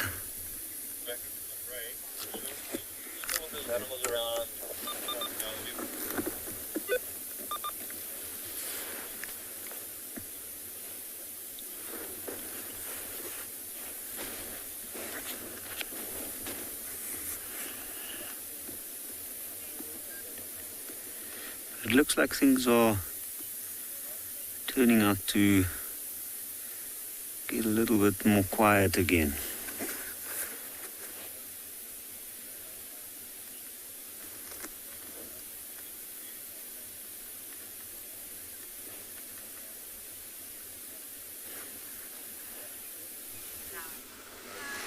Well, Shadulu is just tucking away slowly but surely. So as much as we've been sitting here, she's just been eating constantly, and she's kind of eaten through that back leg now.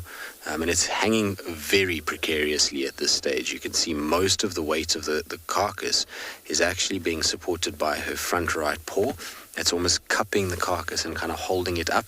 The body weight itself is actually mostly off of the tree, which is not ideal because I have a feeling that it's going to slip fairly shortly and she's going to have a bit of a problem. So let's see what happens. I'm hoping that she doesn't drop it. I mean, ideally we don't want her to be dropping anything, given that she's gone through so much effort to actually have this carcass and to be able to kill the duiker and kind of get it. So I'm hoping that she'll be able to just reposition it slightly and just get a bit of a better grip on it and kind of hang it over the branch a little bit better. But the way it's hanging now, it doesn't look very steady, does it?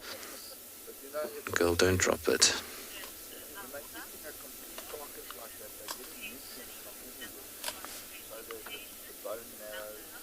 Also, yes, they will nibble on vegetation. In fact, just before you guys got to us, when she went up the tree just now, she was nibbling on some grass.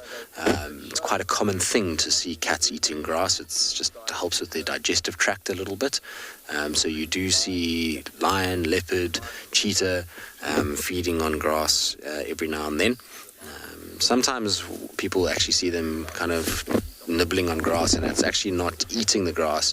If it's early morning and there's a lot of dew around, sometimes they'll actually drink the water droplets off the grass itself, particularly if they've got to kill and they don't feel like walking too far, then that's how they do it. But you can see that carcass is going to go any second. It surely is being held by, at this stage, I think, willpower more than anything else. But the problem she's got now is that if she lets go with her mouth, that whole back end is going to fall forward and that weight is going to drag it out of the tree. So what she needs to do is almost stand up with that piece that she's got in her mouth and then kind of lift it. But it's going to be tricky. Now you will see a light. That's obviously because there is tourists that are in the sighting. So the spotlight is there just to kind of highlight. But you can see how this carcass, I mean, the front leg maybe is, that's what's holding it, is the front leg is actually wedged between two branches. So even if the weight does fall, I think it'll be okay. But it's precarious. I hope she doesn't lose this carcass. I really do.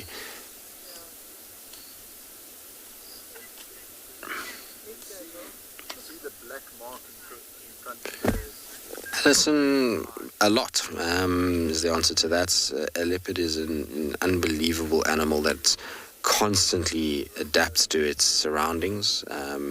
And so they surprise me regularly with things that they do and their behavior. Also, our understanding of leopards is constantly evolving and changing. As we're getting to know these animals more, and places like the Sabi Sands and the South Luangwa and Jawai in India, where we can get large populations of relaxed leopards and spend long periods with them, we're starting to see that the leopard's dynamics and behaviors and things that have been written in books are not always the case. So we're constantly learning from the species, and so they do surprise me regularly. They are able to do amazing things from the size of the animals that they catch. They've got this huge range and a huge amount of diversity in what they eat. So from that point of view, the social nature of the males in some respects, we know that a lot of books will tell you that a male leopard is completely solitary, plays no part in kind of being around the female with the cubs, but we've seen countless sightings of male leopards in and around cubs. And so there seems to be a social element there that is still being explored. If you go up into Jawai in India, there's often sightings of multiple litters coming together and being in the same sighting. So, it's really an interesting kind of dynamic with leopards, and like I say, it's a constant surprise with them as to what they get up to and what they're able to achieve and where you find them. I mean, that's the other thing, is people are seeing leopards in cities and in random places where you wouldn't think a leopard would survive. So constantly kind of changing and evolving. But it is that time where we're obviously going to be heading home shortly, and it's been an absolute pleasure having you all along for the ride for the last 2 weeks from my side. I know Steve as well. Both of us will be off from tomorrow morning. I'm sure you're all looking forward to having James and Lauren back. But it's been such an epic 2 weeks in so many respects, with so many amazing sightings, and hopefully it will continue for James. And I know he was saying that we've given too much pressure to him, but I'm sure he'll do just fine, and we'll see what goes on. And I look forward to returning soon, and hopefully with Shidulu having a cub on Juma, which would be amazing. Anyway, from all of us, it's been an absolute pleasure. We'll hopefully see you guys all soon, and for the rest of you, we'll see you tomorrow morning on the Sunrise Safari. Hi, I'm Damon, and I come to you live every day from and beyond Pinda Private Game Reserve here in South Africa. I think the most underrated wild animal is the buffalo, and I think many people want to see them because they're a member of the Big Five. But then once it's ticked off the list, it's on to go and look for things like big cats or herds of elephants, when in reality, spending time with a big herd of buffalo is a really amazing experience. It's quite a sensory overload, taking in their smell and the sounds of them moving around you, as well as just the sight of so many big dark bodies walking past. Join me on my next adventure